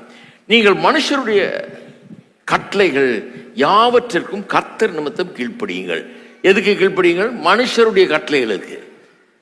மனுஷருடைய கட்டளைகளுக்குன்னா என்ன சொல்லுது? தேசத்தின் சட்டங்களுக்கு, நாட்டின் சட்டங்களுக்கு கர்த்தர் நிமித்தம் கீழ்ப்படியுங்கள். கர்த்தர் நிமித்தம் கீழ்ப்படியுங்கள். மேலான அதிகாரம் உள்ள ராஜாவுக்கானாலும் சரி, தீமை செய்கிறவர்களுக்கு ஆக்கினையும் நன்மை செய்கிறவர்களுக்கு புகழ்ச்சியும் உண்டாக்கும்படி அவனால் அனுப்பப்பட்ட அதிகாரிகளுக்கானாலும் சரி கீழ்ப்படியுங்கள். அவனுக்கு மட்டும் இல்ல, ராஜாவுக்கு மட்டும் இல்ல, நியாயாதிபதிகளுக்கு, கவர்னர்களுக்கு, அப்படிப்பட்ட அதிகாரம் உள்ளவர்களுக்கு கீழ்ப்படியுங்கள். அதாவது சட்டங்களுக்கு கீழ்ப்படியுங்கள் அப்படின்னு சொல்லியிருக்கு. நீங்கள் நன்மை செய்கிறதுனாலே புத்தீன மனுஷருடைய அறியாமையை அடக்குவது தேவனுடைய சித்தமாய் இருக்கிறது. என்ன சொல்லுது? நாட்டின் சட்டங்களுக்கு கீழ்ப்படியாதவன் புத்தி இல்லாதவன். சட்டங்களுக்கு கீழ்ப்படினா எப்படிங்க நாட்டு நடக்கும்? நாடு நடக்கும். கீழ்ப்படியாதவன் அவன். நீங்க கீழ்ப்படிகிறதன் மூலமா மற்றவர்களுக்கு முன்னுதாரணமா இருங்க. மற்றவங்களுக்கு என்ன காமிங்க? அவங்களுடைய புத்தியினத்தை எடுத்து காட்டுங்க. இதுதான் கர்த்தருடைய சித்தம், இதை ஃபாலோ பண்ணுங்கன்றார். அது இல்லாம இன்னொன்னு சொல்றாரு பாருங்க, அடுத்த வசனத்தில் 16, சுயாதீனம் உள்ளவர்களாக இருந்தும். அப்படின்னா நீங்க யூஆர் ஃப்ரீ பர்சன். நீங்க யாருக்கும் அடிமை கிடையாது. நம்மளாம் யாருக்கு அடிமை? இந்த தேசத்துல வாழ்றோம், நம்ம யாருக்கும் அடிமை கிடையாது. இது அடிமை தேசம் கிடையாது, சுதந்திர தேசம். இது சுதந்திரம் ரொம்ப நாளைக்கு முன்னாடி வந்துருச்சு. யாரும் நம்மளை அடிமைப்படுத்தல இல்லையா? சுதந்திர நாட்டில் வாழ்றோம். சுயாதீனம் உள்ளவர்களாக இருந்தும், ஃப்ரீயா இருந்தும், உங்கள் சுயாதீனத்தை துர்க்குணத்துக்கு மூடலாக கொண்டுராமல் தேவனுக்கு அடிமைகளாயிருங்கள். தேவனுக்கு அடிமைகளா இருங்கன்றாரு. என்ன சொல்றாரு? நீங்களாம் ஃப்ரீ தான், நினைச்சா எது வேணா செய்யலாம், நினைச்சா எது வேணா செய்யலாம், ஏன்னா ஃப்ரீ. ஆனா அப்படி செய்யறது இல்லை. எல்லாம் தேசத்து கட்டளை கீழ்ப்படுறீங்களா? லெஃப்ட் சைடில் ஓட்டுனா ஒழுங்கா லெஃப்ட் சைடில் ஓட்டுறீங்க. குப்பை எங்க கொட்டாதனா கொட்டாம இருக்கிறீங்க. இதை செய்யாதனா செய்யறது இல்லை. சட்டங்களுக்கு கீழ்ப்படி தான் வாழ்றோம். தினந்தோறும் அப்படிதான் வாழ்ந்துகிட்டு இருக்கிறோம் இல்லையா? தேவனுக்கு அடிமைகளா இருங்க. ஏன் அப்படி வாழ்றோம்? நாம யாருக்கும் அடிமை கிடையாது, ஆனா தேவனுக்கு கீழ்பட்டிருக்கிறோம். தேவன் சொல்றது கேட்கிறோம், தேவனுடைய கட்டளைகளுக்கு கீழ்படுறோம், அவரை மதிக்கிறோம். அது மட்டும் இல்ல, எல்லாரையும் கனம் பண்ணுங்கள். 17ஆம் வசனம், எல்லாரையும் கனம் பண்ணுங்கள், சகோதரரிடத்தில் அன்பு கூறுங்கள், தேவனுக்கு பயந்திருங்கள், ராஜாவை கனம் பண்ணுங்கள். அப்ப நாட்டின் சட்டத்தை கீழ்ப்படிங்க, இப்படி எல்லாம் நடந்துங்க அப்படின்னு சொல்றாரு. அந்தபடியே மனைவியிலே உங்கள் சொந்த புருஷர்களுக்கு கீழ்ப்படிந்திருங்கள் அப்படிங்கிறார். எந்தபடி? நாட்டின் சட்டத்துக்கு எப்படி கீழ்ப்படிஞ்சு வாழ்றீங்க, அது மாதிரி சொந்த புருஷருக்கு கீழ்ப்படிந்திருங்க. அப்ப சொல்லும் போது எந்த விதமான அரசாங்கத்துக்கு கீழ்ப்படிந்து வாழணும்னு சொல்லல, எந்த விதமான அரசாங்கத்துக்கு கீழ்ப்படிந்து வாழணும்னு சொல்லல. நல்ல அரசாங்கம் வந்தா கீழ்ப்படிங்க, ஊழல் நினைஞ்ச அரசாங்கம் வந்தா கீழ்ப்படியாதீங்க அப்படிலாம் ஒன்றும் சொல்லல. அவங்களுடைய பாலிசியெல்லாம் உங்களுக்கு பிடிக்கலன்னா கீழ்ப்படியாதீங்க, உங்களுக்கு பிடிச்ச காரியங்களுக்கு கீழ்ப்படிங்க, பிடிக்காத விட்டுருங்க அப்படிலாம் சொல்லலை. எந்த தேசத்தில் நீங்கள் வாழ்ந்தாலும் சரி, ஏதாவது சில காரியங்கள் நமக்கு பிடிக்காது, சில பாலிசிஸ் பிடிக்காது, சில அங்கே செய்யப்படுகிற சில காரியங்கள் பிடிக்காது, அங்கே காரியங்கள் நடக்கிற விதம் பிடிக்காது. ஒரு வேளை எங்கே இருந்தாலும் சரி, எந்த தேசத்துலையும் அந்த குறைகள் இருக்க தான் செய்யும், எல்லா அரசாங்கத்துக்கும் இருக்க தான் செய்யும். அப்போ எப்படி கீழ்ப்படுகிறது? எப்படி கீழ்ப்படுகிறதுனா வேத வசனம் இதெல்லாம் ரொம்ப கரெக்டாக போதிக்குது பாருங்க. தேசத்தின் கட்டளைகளுக்கு கீழ்ப்படிஞ்சிருக்க சொல்லுது. அதே நேரத்தில் தேசத்தின் கட்டளைகள் தேவனுடைய கட்டளைகள் எதிரானதாக இருந்தால், அதனால தான் பாருங்க பேதுருவும் யோவானையும் கொண்டு போய் ஜெயிலில் வைக்கிறாங்க. ஏன் ஜெயிலில் வைக்கிறாங்கன்னா, ஒரு முடவன் சோகமாயிட்டான். எப்படி அவன் சோகமானன்னு கேட்டால், இயேசுவின் நாமத்தில் சோகமாக்குனேன். நீங்கள் சிலுவையில் அறிஞ்சிங்க அவரை, ஆனால் ஆண்டவர் அவருடைய நாமத்துக்கு இவ்வளோ பெரிய அதிகாரத்தை கொடுத்துருக்கிறாரு, அதனால தான் அந்த நாமத்தினால தான் அவன் சோகமானான்றாங்க. அப்போ மிரட்டுறாங்க யோவானையும் பேதுருவையும், அந்த நாமத்தை பிரசங்கம் பண்ணக்கூடாது, இனிமே அந்த நாமத்தை வெளியே நீ பேசினா தொலைச்சிருவேன் அப்படின்னு சொல்லி மிரட்டுறாங்க. அதுக்கு பேதுரு என்ன திரும்ப பதில் சொல்றாரு? அதிகாரிகளுக்கு பதில் சொல்றாரு, சட்டத்தை அமல்படுத்துகிறவங்களுக்கு சொல்றாரு, சட்டம் போடுறவங்களுக்கு சொல்றாரு, நான் கடவுளுக்கு கீழ்ப்படிதா இல்லை உனக்கு கீழ்ப்படிதா? நான் கடவுளுக்கு தான் கீழ்ப்படிவேன்றாரு. ஏன்னா கடவுள் சொல்லி இருக்கிறாரு, இந்த நாமத்தினாலே பாவ மன்னிப்பு எல்லாருக்கும் பிரசங்கிக்கப்பட வேணும். என்ன போய் உலகம் பூரா சகல சிருஷ்டிக்கு சொல்ல சொல்லியிருக்காரு. அதை நான் சொல்லுவேன், நீ சொல்லாதன்னு சொன்னா கூட நான் சொல்லிதான் தீர்வேன்றார். அப்ப தேவனுடைய டைரக்ட் கமாண்ட், தேவன் ஒரு காரியத்தை திட்டவட்டமாக கட்டளையிட்டு இருக்கும் போது அதற்கு எதிராக எவர் கட்டளையிட்டாலும் நம்ம கீழ்ப்படிய வேண்டியது கிடையாது.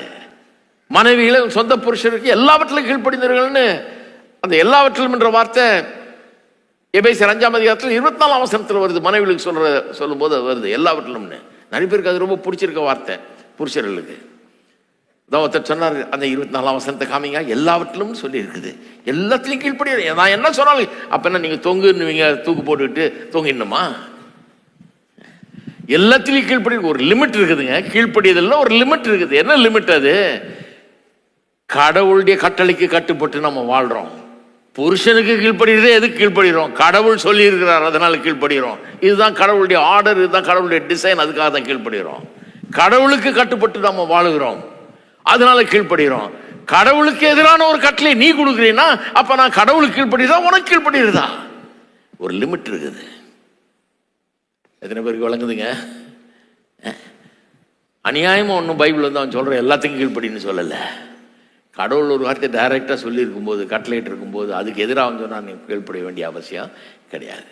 ஆனால் நிறைய காரியங்கள்ல அந்த ஆளுடைய பாலிசி, அந்த புருஷனுடைய வழிமுறைகள் ஏற்றுக்கொள்ள முடியாததா இருக்கும், விருப்பம் இல்லாததா இருக்கும், நமக்கு பிடிக்காததா இருக்கும், ஒருவேளை சில நேரத்தில் நியாயம் இல்லாததா தோன்றும். சில நேரத்தில் அது எல்லாத்துக்குமே நான் செய்ய மாட்டேன், ஏன்னா எனக்கு அது நியாயம் இல்லாத தெரியுது, நான் செய்ய மாட்டேன், ஏன்னா உன்ன மாதிரி நான் அப்படி நம்பல, நான் வேற விதமான அப்படிலாம் பேசிட்டு இருந்தா நம்ம நாட்டு சட்டத்தை பின்பற்றும் போது எனக்கு இது பிடிக்கல இந்த சட்டம், அதனால இந்த சட்டத்தெல்லாம் விட்டுறேன், இதெல்லாம் எனக்கு பிடிக்குது, இதெல்லாம் பிடிக்கல, இதில் ஒரு 60% பிடிக்குது, 40% பிடிக்கல, சட்டத்துக்கு நான் கீழ்ப்படிய முடியாதுன்னு சொன்னா நாடு காடாயிடும், ஜங்கிள் ஆயிடும்.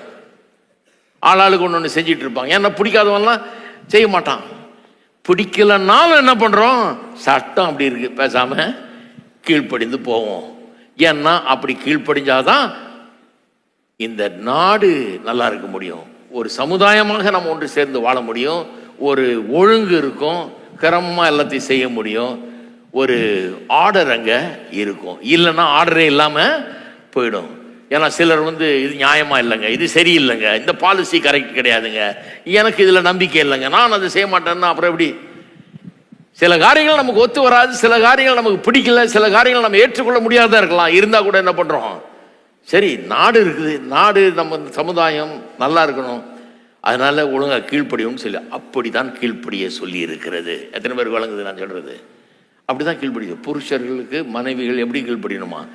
எல்லாத்திலும் ரொம்ப பர்ஃபெக்டா இருக்கிறாருங்க, நான் நினைச்சபடிதான் எல்லாம் செய்யறேன், அதனால கீழ்ப்படுறேன்னா அப்ப என்ன அர்த்தம்? அது கிடையாது. ஆமா, சில காரியங்கள் பிடிக்கல, சில காரியங்கள் சரி கிடையாது.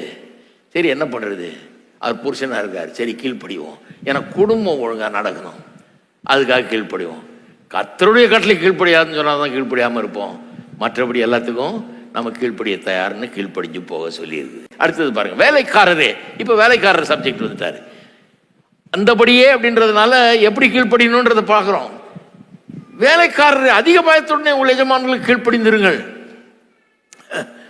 வேலைக்காரர்கள் எஜமான்களுக்கு எப்படி கீழ்ப்படின்னு சொல்றாரு? நல்லவர்களுக்கும் சாந்த குணமுள்ளவர்களுக்கும் மாத்திரமல்ல, முரட்டு குணமுள்ளவர்களுக்கும் கீழ்ப்படிந்திருங்கள். வேலையில பாருங்க, எல்லா பாஸ்களும் நல்லவர்களா இருக்க மாட்டாங்க.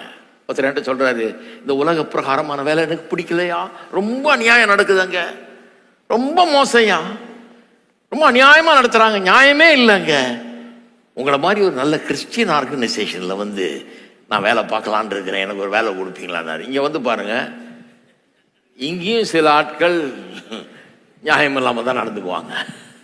நீங்க எங்க போனாலும் அப்படிதாங்க இருக்கும். உங்களுக்கு மேல இருக்கிற சில ஆட்கள் செய்யற காரியம் உங்களுக்கு சில நேரத்தில் பிடிக்காது. எல்லாம் நீங்க நினைச்ச மாதிரி ஒண்ணு, உங்களை எப்பவும் தடவி கொடுத்துட்டே இருக்க மாட்டாங்க யாரும். அப்ப கிறிஸ்டியன் ஆர்கனைசேஷன்ல போனோன்னு ப்ராப்ளம் சால்வ் ஆயிடாது. கிறிஸ்டியன் ஆர்கனைசேஷன்லும் மனிதர்கள் தான் இருக்கிறாங்க, பாவத்தில் விழுந்த மனிதர்கள், உள்ளத்துல பாதிக்கப்பட்ட மனுஷர்கள், பாவ உலகத்துல வாழ்ற மனுஷர்கள் தான் கிறிஸ்தவ ஆர்கனைசேஷன்ல இருக்கிறாங்க. கிறிஸ்டியன் ஆர்கனைசேஷன்ல கேட்டு பாருங்க எவ்வளவு நல்லா நடக்குதுன்னு.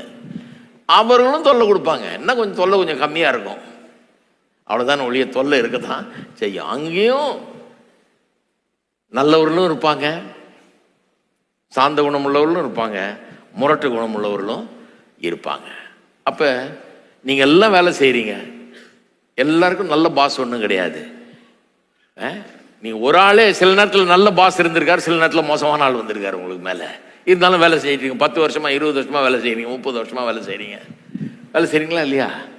அதே மாதிரி தான் புருஷனுக்கு கீழ்ப்படியணுன்றார்.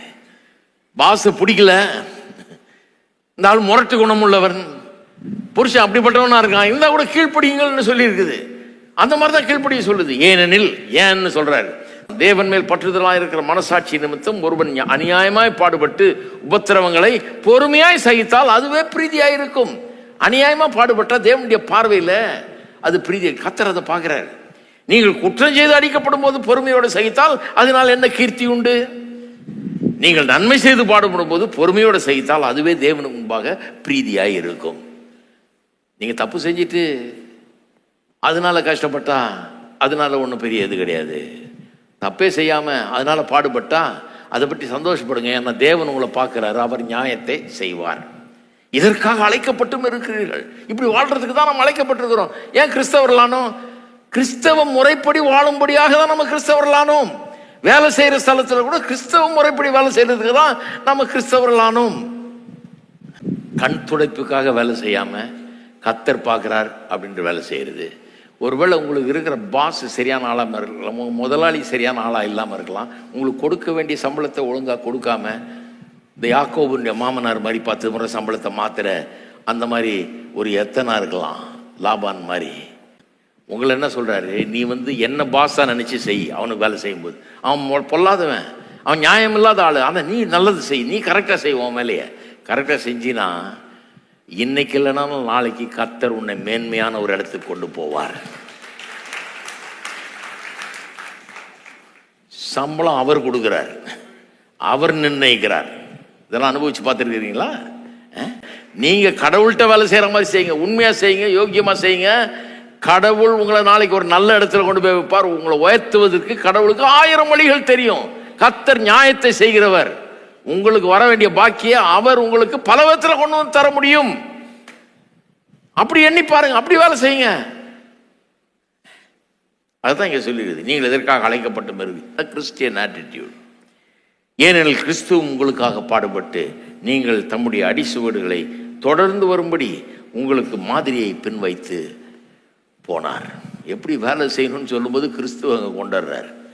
எப்படி பாஸுக்கு கீழ்ப்படிந்திருக்கணும்னு சொல்றது கிரைஸ்ட கொண்டாடுறாருங்க. பவுலும் அதே மாதிரி தான், கிறிஸ்து அன்பு இருந்தது போல மனைவியில் அன்பு கூறுன்றாரு டகார்னு. இவரும் அதை சொல்ற. கிறிஸ்துவ பாருங்க, அந்த சிந்தையை உள்ள இருக்க கடவுள் பவுல் சொல்றது மாதிரியே இவருன்னு சொல்றாரு. அவர் உங்களுக்காக பாடுபட்டு நீங்கள் தம்முடைய அடிசுவடுகளை தொடர்ந்து வரும்படி உங்களுக்கு மாதிரியை பின் வைத்து போனார். அவர் வைத்திருக்கிறார் எக்ஸாம்பிள், அதை ஃபாலோ பண்ணி போங்க. என்ன எக்ஸாம்பிள்? எந்த தப்பு செய்யாம பாடுபட்டவர் அவர்.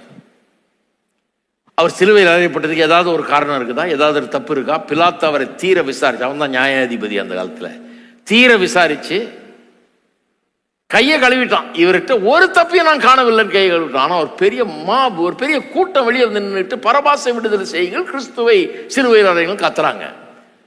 ஜட்ஜ்மெண்ட் எப்படி கொடுப்பாங்க தெரியுமா? கோர்ட்டில் இன்னைக்கு போனீங்கன்னா 100 பேர் சேர்ந்து ஒருத்தன் தரப்புல கத்துறதுனால அவனுக்கு ஃபேவரபுளாக கொடுக்க மாட்டாங்க, அவனுக்கு ஜட்ஜ்மெண்ட் கொடுக்க மாட்டாங்க. நியாயம் எதுவோ அப்படிதான் கொடுப்பார் நியாயாதிபதி. எப்படி புக்கில் எப்படி இருக்குதோ, சட்டம் எப்படி சொல்லுதோ சட்டத்தின்படி தான் நியாய தீர்ப்பு இருக்கும். மெஜாரிட்டி சொன்னாங்க, அவங்க சத்தம் போட்டாங்க, சத்தம் இங்கே ஓன்னு கேட்குது, இங்கே ரொம்ப கொஞ்சம் தான் சத்தம், இவனுக்கு அவ்வளோ சப்போர்ட் இல்லை, அதனால இவன் பக்கம் தப்புன்னு நான் தீர்மானிக்கிறேன்னு எந்த நியாயாதிபதியும் சொல்ல மாட்டாங்க. ஆனால் அது மாதிரி தான் நடந்தது இயேசுவின் வாழ்க்கையில். நியாயம் நடக்கலை, நியாயாதிபதி சொல்லிட்டாரு எந்த தப்பும் காணவில்லைன்னு, இருந்தாலும் சிலுவையில் அறையும்படி ஒப்பு கொடுத்தார். ஏன் தெரியுமா? பெரிய கூட்டம் சிலுவையில் அறையுங்கள், சிலுவையில் அறையுங்கள் கத்துறாங்க. என்ன அநியாயம் பாருங்க. இவர் என்ன பண்ணாரு? அவர் பாவம் செய்யவில்லை.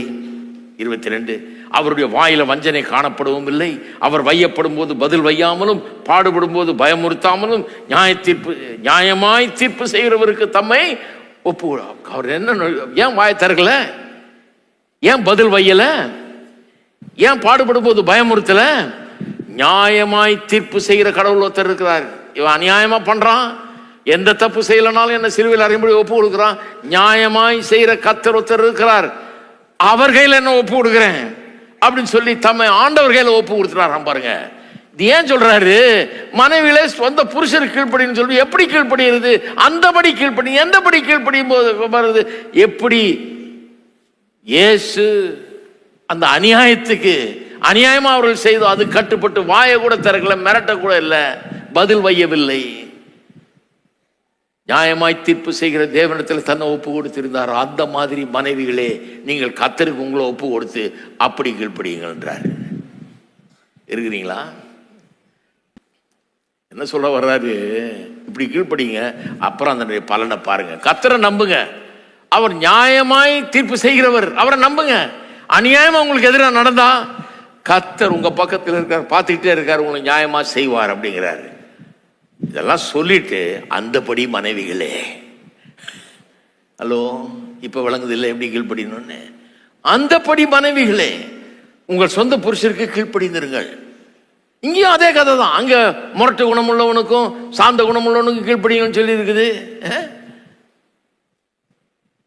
இங்க என்ன சொல்றாரு பாருங்க, புருஷருக்கு கீழ்ப்படிந்திருங்கள், அப்பொழுது அவர்களில் யாராவது புருஷனை சொல்லுது திருவசனத்துக்கு கீழ்ப்படியாதவர்களா இருந்தால் பயபக்தியோடு கூட உங்களுடைய பயபக்தியோடு கூடிய உங்கள் கற்புள்ள நடக்கை அவர்கள் பார்த்து போதனையின்றி மனைவிகளின் நடக்கையினாலே ஆதாயப்படுத்திக் கொள்ளப்படுவார்கள். எப்படி கொண்டாட பாருங்க சப்ஜெக்ட, கீழ்ப்படிங்க. ஏன்னா அங்க மாதிரியே தான் ஏசு ஏன் வாய மூடிட்டு இருந்தார், ஏன் திருப்பி வையலை, ஏன் திருப்பி அவர் பயமுறுத்தல அவங்கள, ஏன் வாய மூடிட்டு பேசாம செத்தாரு? ஏன்னா கடவுள் நியாயமா தீர்ப்பு செய்யறாரு. பலன் என்ன? சிதறண்டு போன ஆடுகள் மாதிரி இருந்த நாம எல்லாம் ரட்சிக்கப்பட்டிருக்கிறோம் இல்லையா? இவர் சொல்றாரு, நீ அதே மாதிரி இரு.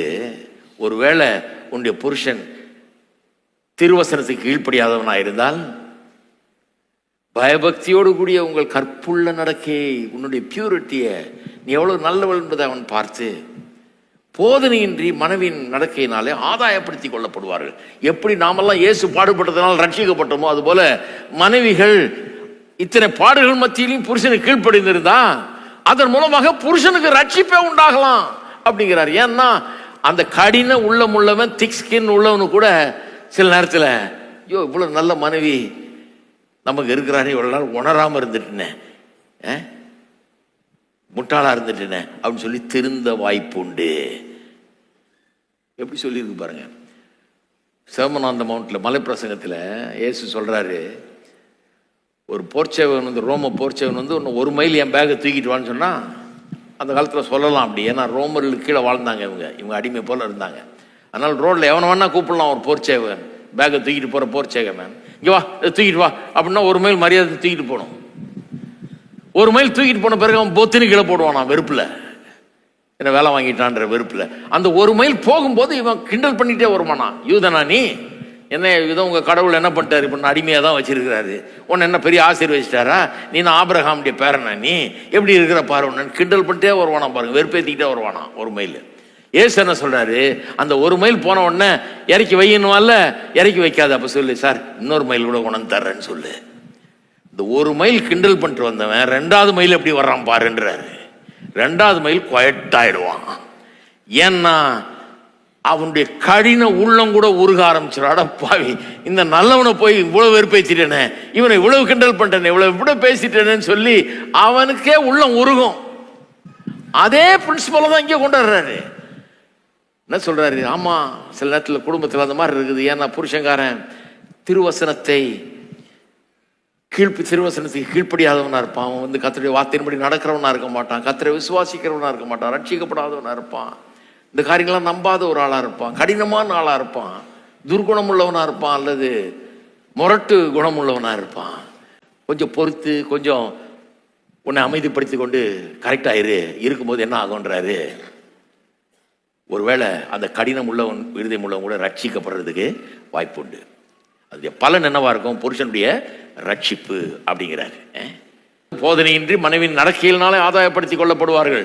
நிறைய மனைவிகள் போதிக்க ஆரம்பிச்சிடுறாங்க. பைபிள திருப்பு யோவான் 3:16 பிரசங்கம் பண்ண சொன்னாரு.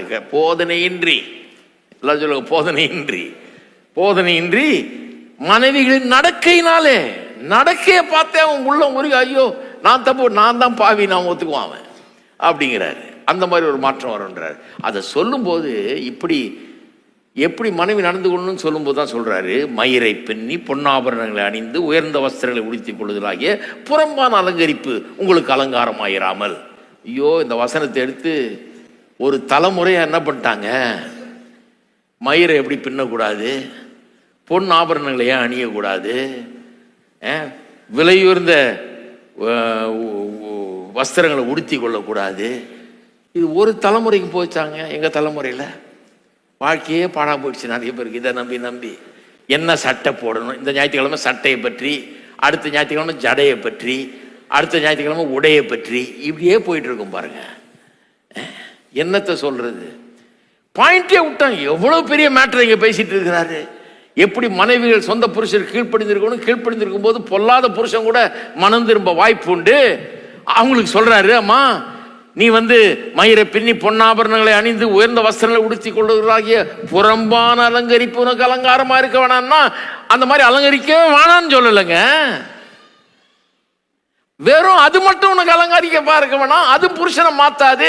அவன் உன்னை பார்த்துட்டு அடே என் மனைவி என்ன தங்கத்தினால அப்படியே போத்திக்கிட்டு இருக்கிறாளே, இந்த மனைவியை தான் நான் ஃபாலோ சொல்றது தான் கேட்க போறேன்னு வர போறான் கிடையாது.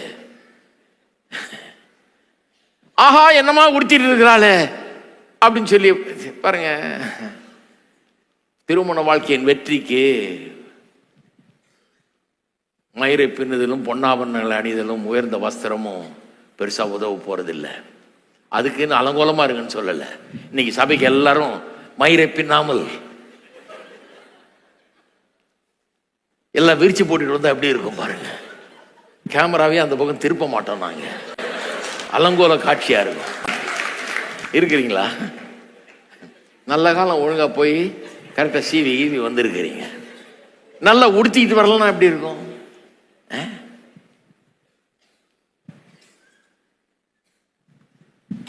பெண்கள் நகையெல்லாம் அணிஞ்சிருக்கும் போது நல்லா தான் இருக்குது அது. ஆனா சிலருக்கு பாருங்க, வெறும் அதை வச்சே குடும்ப வாழ்க்கையை வெற்றிகரமாக்கிடலாம்னு நினைக்கிறாங்க. என்ன நினைக்கிறாங்க, புருஷன் ரொம்ப மோசமா இருக்கிறான், நான் போய் இன்னைக்கு ஹேர் ஸ்டைலிஸ்ட போய் இந்த பியூட்டி ஷாப்புக்கு போய் முடிய வேற மாதிரி பண்ண போறேன், அவன் நம்மளை கண்டுக்கவே மாட்டான், அப்படி திரும்பிட்டு போறான், திரும்ப வைக்கிற மாதிரி ஒரு ஹேர் ட்ரெஸ்ஸிங் பண்ணணும். அதுக்கு போய் 5000 ரூபாய் செலவழிச்சு அந்த முடியை என்னெல்லாம் பண்ணி கோலம் பண்ணி இப்படி நிக்க வச்சு அப்படி நிக்க வச்சு எல்லாம் பண்ணி பாப்பான்னு பார்த்தா அவன் இன்னும் கண்டுக்க மாட்டேங்கிறான். பணத்தெல்லாம் ஒழிச்சு போய் நகையெல்லாம் வாங்கி இந்த நகையை மாட்டினா பாப்பானா, இதை கழுத்துல மாட்டினா பாப்பானா, இதை மூக்கில் மாட்டினா பாப்பானா, இதை காதுல அவன் கழுத்தையும் பார்க்கல காதையும் பார்க்கல மூக்கையும் அவன் பாட்டு வேலையை பார்த்துட்டு போறான். ஃபர்ஸ்ட் கிளாஸ் ட்ரெஸ் வாங்கி போட போறேன், பார்த்தா கணவனே அப்படி நின்று நம்மளை பார்க்கணும் நினைச்சா அவன் கண்டுக்கவே இல்லை. நீங்க வாங்கினதே அவனுக்கு தெரியல. அவன் பாவம் வேற ஏதோ டென்ஷன்ல இருக்கிறான், அவன் போயிட்டே இருக்கிறான். அது வெற்றியை கொண்டாடுறாதுங்க. வெறும் அந்த அலங்கரிப்பு உங்களுக்கு, அது அந்த அலங்கரிப்பை தான் மெயினா கவனிக்கிறாங்க பாருங்க. அதுக்கு 2 மணி நேரம் ஹேர் ஸ்டைலிஸ்ட போறது, இதுக்கு போய் 2000 ரூபாய் செலவழிச்சு இது பூசுறதுக்கு கீசுறதுக்கு எல்லாத்தையும் வாங்கிட்டு அப்புறம் இன்னும் 50,000 1 லட்சம் செலவழிச்சு நகையை வாங்கி அதை வாங்கி நட்டுலாம் வாங்கி போட்டுக்கிட்டு உயர்ந்த வஸ்திரங்களை வாங்கி இதே வேலையா இருந்து இதன் மூலமா இவங்க தோற்றத்தின் மூலமாகவே புருஷனை சரி பண்ணிடலாம்னு நினைக்கிறவங்களுக்கு சொல்றேன். வேதவசனம் சொல்லுது முடியாதுன்றது. வெற்றி வாழ்க்கைக்கு, குடும்பத்து வாழ்க்கையில வெற்றிக்கு அது வழி அல்ல. இந்த அலங்கரிப்பு மாத்திரம் இருந்தா போதாதுங்க. நல்லா ட்ரெஸ் பண்ணுங்க, நல்லா இருங்க பாருங்க. அதுக்குன்னு அலங்கோலமா இருக்க வேணாம், அதான் சொல்ல வர்றேன். நாங்க அந்த மாதிரி போதிக்கிற ஆள் கிடையாது. நகை போடாத, நல்ல உடுப்பு உடுத்தாத, அதை சொல்லுங்க. ஒரு பழைய பில்டிங்குக்கு கூட பட்டி பார்த்து கிராக் எல்லாம் கொஞ்சம் மூடி நல்லா அழகா பெயிண்ட் அடிச்சா நல்லா இருக்கும். என்ன மாதிரி கொஞ்சம் வயசானவங்களுக்கு கூட சொல்றேன், ஒரு நல்ல ஹேர் கட்டு அது இதுன்னு விற்கிறான் இப்ப. நல்லா அலங்கோலமா இருக்காம கொஞ்சம் அழகா ஜம்முன்னு இருக்கிறதுக்கு விற்கிறான். சட்டையெல்லாம் இப்ப நல்லா விற்கிறாங்க. இதே கொஞ்சம் நல்லா வாங்கி போட்டு வயசான காலத்திலையும் பார்க்கறது கொஞ்சம் ஒரு ப்ரெசன்டபிளா இருக்கிறது ஒன்றும் தப்பே கிடையாது. தாராளமா பண்ணிக்கங்கன்ற. போங்க, மயிரை பின்னி கொள்ளுங்கள், பொன்னாபரணை அழிந்து கொள்ளுங்கள். அதுக்குன்னு போட்டு அப்பிக்க வேணாம், இதே வேலையா இருக்க வேணாம். அவர் ரோடே தங்கத்துல போட்டிருக்கிறாரு, அவர் இதை கண்டுக்கவே போறதில்லை. இது அவருக்கு பெரிய காரியமே கிடையாது. தர போட்டுங்க, பொண்ணாபரணம் வாங்கணுமோ வாங்கி போட்டுங்க. நான் சொல்றேன் நல்லா போட்டுங்க, நல்லதுதான். உயர்ந்த வஸ்திரத்தையும் இப்போ வசதி இருந்தால் வாங்கி உங்கள் வசதிப்படி வாங்கி போட்டுங்க, யார் கேட்க போகிறா, வாங்கி போட்டுங்க. ஆனால் அதையே வெற்றி வாழ்க்கைக்கு வழியாக நினைத்தீர்கள் என்றால் பெரிய தவறு செய்கிறீர்கள். வெற்றி வாழ்க்கைக்கு என்ன ரகசியம்? இந்த புறம்பான அலங்கரிப்பு அல்ல. எந்த அலங்கரிப்பு? அழியாத அலங்கரிப்பாய் இருக்கிற 4ஆம் வசனம், சாந்தமும் அமைதலும் உள்ள ஆவியாகிய இருதயத்தில் மறைந்திருக்கிற குணமே உங்களுக்கு அலங்காரமாய் இருக்க கடவுது. குணம் என்கிற அலங்காரம். இது யாரும் சொல்றது பாருங்க. இந்த ட்ரெஸ்ஸை போடாத, அந்த சட்டையை மாட்டாத, இதை எனக்கு 3 தங்கச்சிங்க. இந்த காலத்தில் ரெட்டை ஜடை போடுங்க பொண்ணுங்க, பள்ளிக்கூடம் போகிற பிள்ளைங்க இல்லையா. ஆனால் எங்கள் வீட்டில் எங்கள் பாட்டி இருந்தாங்க, ரொம்ப ஸ்ட்ரிக்ட்டு. அவங்க இதில் ரொம்ப மூழ்கி இருந்தாங்க. எதில்? 1 பேதுரு 3 மயிரை பின்னக்கூடாதுன்றதுல.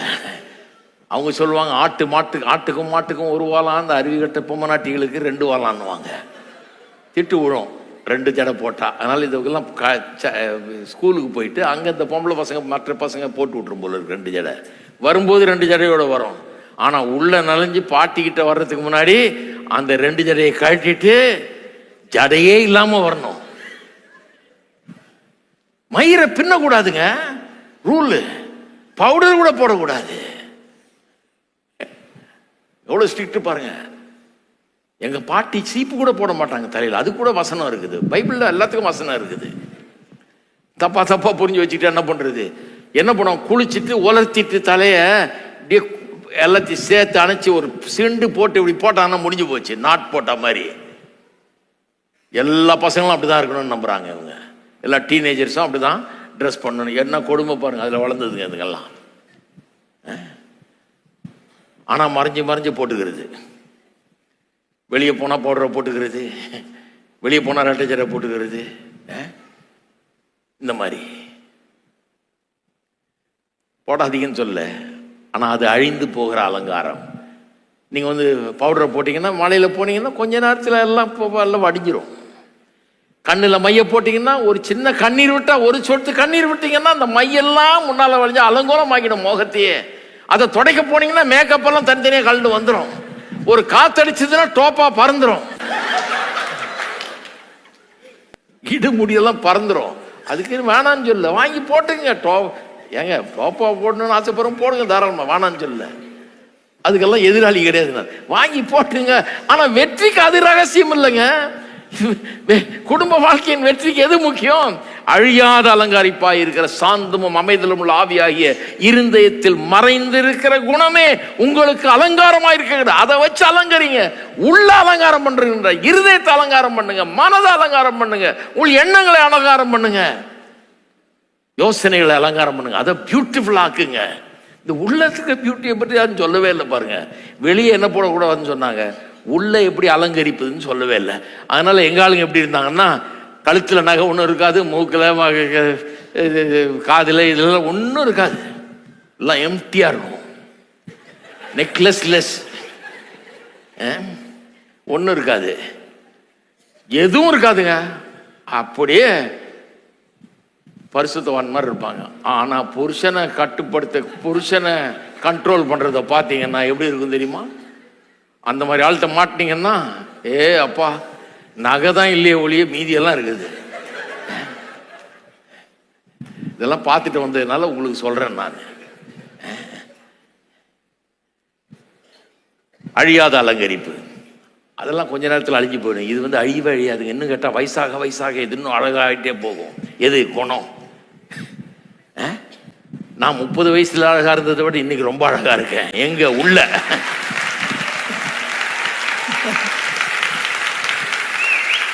ஆமா, அன்னைக்கு கருகருன்னு முடி இருந்தது, இவ்வளவு நேரத்துக்கு இருந்தது, மீசை எப்படி இருந்தது எல்லாம் இருந்தது, ஓகே. ஆனா அதை காட்டுல இன்னைக்கு உள்ள அழகு ரொம்ப, இன்னைக்கு ரொம்ப அறிவு உள்ளவனா மாறிட்டேன். அன்றைய காட்டுல இன்னைக்கு ரொம்ப அறிவு. உள்ள அழகு இன்னும் மெருகேறி இருக்குது. இன்னும் வயசாக 80 வயசு 90 வயசு ஆகும்போது இன்னும் அழகா இருக்க போறேன் நான். நீங்களும் அப்படிதான். அந்த உள்ளான அழகை பார்க்கறதே இல்லை பாருங்க, யாரும் சொல்றதே கிடையாது. இப்ப பாருங்க, இப்படியே இப்ப சொன்ன மாதிரி வெளிப்புறமான அலங்காரம் இல்லாம உள்ள குணத்தை அலங்காரம் பண்ணவங்க. இப்படியே பூர்வத்தில் தேவனிடத்தில் நம்பிக்கையா இருந்த பரிசுத்த ஸ்திரீகளும் தங்களுடைய புருஷர்களுக்கு கீழ்ப்படிந்து தங்களை அலங்கரித்தார்கள். பரிசுத்தமான பெண்கள் அந்த காலத்தில் எப்படி இருந்தாங்களா? எதனால் அலங்கரிச்சிருந்தாங்க? அவங்க தலையே சீவலன்னு அர்த்தம் இல்லை, வெறும் பொன்னாபரணம் அணியவே இல்லைன்னு அர்த்தம் இல்லை, மயிரை பின்னவே இல்லைன்னு அர்த்தம் இல்லை, நல்ல வஸ்திரம்லாம் உடுத்தவே இல்லைன்னு அர்த்தம் கிடையாதுங்க. ஆனால் அவங்களுடைய அலங்கரிப்பு எதுவாக இருந்தது? இந்த அழியாத அலங்கரிப்பாகிய குணத்தினால தங்களை அலங்கரித்திருந்தார்கள். எதனால் அலங்கரித்திருந்தார்கள் எப்படி சொல்லி பாருங்க, கீழ்ப்படிந்து தங்களை அலங்கரித்திருந்தார்கள். கீழ்ப்படிதலினால் தங்களை, அதுதான் அவங்களுடைய அடோன்மெண்டா இருந்ததுன்றாரு. கீழ்ப்படிதலினால் தங்களை அலங்கரித்திருந்தார்கள். இப்படியே அந்தபடியே எந்தபடியே இப்ப சொன்னபடியே. இப்போ ஒரு எக்ஸாம்பிள், சாராள் ஆபிரகாமை ஆண்டவன் என்று சொல்லி, இது ரொம்ப பேருக்கு பிடிக்காது. ஒரு அம்மா சொல்லிடுச்சேன்ட்ட, அந்த ஆளையாவது நான் ஆண்டவன் கூப்பிடுறது, அது ஜென்மத்தில் நடக்காது. அவனாவது ஆண்டவனாது என்ன மனுஷன் தெரியுமா உங்களுக்கு? அவன் ஆண்டவன் சொல்ல சொல்றீங்களா? ஆண்டவன்னா என்ன அர்த்தம் புரிஞ்சுக்குங்க, புரியாம பேசக்கூடாது. ஆண்டவன் என்னன்னா, ஒரு நாட்டை ஆளுகிறவன் என்ன பார்க்குறான், அந்த நாட்டில் எல்லாருக்கும் சோறு இருக்குதா, வேலை இருக்குதா, எல்லாம் நல்லா இருக்காங்களா, பாதுகாப்பாக இருக்காங்களா, அவங்களுக்கு வேண்டியதெல்லாம் கிடைக்குதா, அதுதான் ஆளுகை.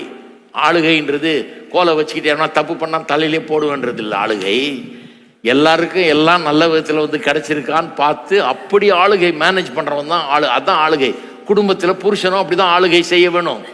ஆபிரகாம் அப்படிப்பட்ட நல்ல ஆள்றவனாக இருந்திருப்பான் போல இருக்கு. நல்ல தகப்பனாக, நல்ல கணவனாக, தன்னுடைய பிள்ளைகளை நல்லா கவனிக்கிறவனாக, அவர்களுக்கு வேண்டிய ஏற்பாடெல்லாம் பண்ணுறவனாக, வீட்டில் எல்லாம் ஒழுங்காக வாடகை கட்டி சாப்பாடை போட்டு பள்ளிக்கூடத்துக்கு அனுப்பிச்சு அவர்கள் எதிர்காலத்துக்காக திட்டம் போட்டு எல்லாத்தையும் யோசிச்சு அதுக்காக ஜெபம் பண்ணி கர்த்தரை விசுவாசிச்சு அப்படி நடத்துறவனா இருந்திருப்பான் போல இருக்கு. அதனால அவனை ஆண்டவன் சொல்லுது. ஏன்னா இந்தம்மா பார்த்த ஆண்டவர் இவர் தான். யாரு? புருஷன் தான். ஆண்டவர் நம்முடைய தேவைகளெல்லாம் சந்திக்கிறாரு, அவர் நம்ம பாதுகாக்கிறாரு, நம்ம மேல கண்ணோட்டமா இருக்கிறாரு. தன்னுடைய தேவையை காட்டணும், நம்முடைய தேவை பெருசா நினைச்சதுனால தான் சிலுவையில மரிச்சாரு, இல்லைன்னா அங்கேயே இருந்திருப்பாரு. அவர் தான் ஆண்டவர். அப்படிப்பட்ட ஆண்டவரை தான் நம்ம பின்பற்றுகிறோம். அதனால்தான் இந்த அம்மா அவர் ஆண்டவர். ஏன்னா இந்த ஆளு அந்த அம்மாக்காக வாழுகிறான், அந்த பிள்ளைகளுக்காக வாழ்றான், அந்த குடும்பத்துக்காக வாழ்றான், அவங்களுக்கு வேண்டியதெல்லாம் முதல்ல செய்யறான், அவங்கள நினைச்சு பார்த்து வாழுகிறான். அதனால அவன் ஆண்டவன் சொல்லுது. அந்த அம்மாவை எப்படி நீங்க தப்புன்னு சொல்லுவீங்க? நான் பார்த்த ஆண்டவன் தான் எங்க அப்படின்னு. அந்த அம்மா அவனை ஆண்டவன் என்று சொல்லி அவனுக்கு கீழ்ப்படிந்திருந்தாள். சாராள், நீங்கள் நன்மை செய்து ஒரு ஆபத்துக்கும் பயப்படாதிருந்தீர்கள் என்றால் அவளுக்கு பிள்ளைகளாய் இருப்பீர்கள். நீங்கள்லாம் சாராளுடைய பிள்ளைங்கன்றாரு பேதுரு. நீங்கள் நன்மை செய்து, அதாவது நல்லதை எது கரெக்டானதோ அதை செஞ்சு, நியாயமானதை செஞ்சு, கர்த்தர் சொல்றதை செஞ்சு ஒரு ஆபத்துக்கும் பயப்படாதிருந்தால் அவளுக்கு பிள்ளைகளா இருப்பீர்கள். ஏன் அப்படி சொல்றாரு? ஒரு ஆபத்துக்கும் பயப்படாதுன்னு. நிறைய பேருக்கு என்னன்னா, என்னையா அப்படி சொல்றீங்க, இவனுக்கு கீழ்ப்படிந்தா என் வாழ்க்கை என்ன ஆகுறது, என் உரிமையெல்லாம் பறி போயிடுமே, என் மரியாதையெல்லாம் பறி போயிடுமே, என்னை போட்டு என்ன உருட்டுவானோன்னு தெரியாது, என்ன பண்ணுவானோன்னு தெரியாது, எப்படி வச்சிருப்பானோன்னு தெரியாது, எங்க கொண்டு போய் தள்ளுவானோன்னு தெரியாதியா சொல்றாரு. ஒரு ஆபத்துக்கும் பயப்படாதீங்க, கர்த்தரை நம்புங்கள், கர்த்தரை நம்பி செய்யுங்க. என்ன ஆகுதுன்னு பாருங்க, அவனுக்குள்ள ஒரு பெரிய மாற்றத்தை பாருங்க, பார்ப்பீங்க. எந்த ஆபத்துக்கும் பயப்படாதீர்கள், கர்த்தருடைய கட்டளைக்கு கீழ்ப்படியுங்கள், செய்யுங்க, என்ன ஆகும் பாருங்க அப்படிங்கிறார். இருக்கீங்களா? இப்ப பாருங்க, மனைவிக்கு கீழ்ப்படியும் வசனத்தை வாசிக்கும் போது ஒரு மாதிரி முன்னு இருந்தீங்க, இப்பெல்லாம் சந்தோஷமா இருக்கிறீங்க. பரவாயில்ல, நம்மளுக்கு நல்லதுக்காகத்தான் சொல்றாரு இவரு. கடவுள் அப்படி உண்டாக்கிட்டாருமா, புருஷனை தலையா வச்சிட்டாரு குடும்பத்துக்கு, அந்த மெத்தடை ஃபாலோ பண்ணுங்கன்றாரு. பாவம் வந்து என்ன பண்ணிடுச்சு, அவனை கண்ட்ரோல் பண்றதுக்கு சொல்லி கொடுத்துருக்குது. உள்ள பாவத்தின் சாபம் வந்து அவன் கண்ட்ரோல் பண்ற புத்தியை கொடுத்துருச்சு.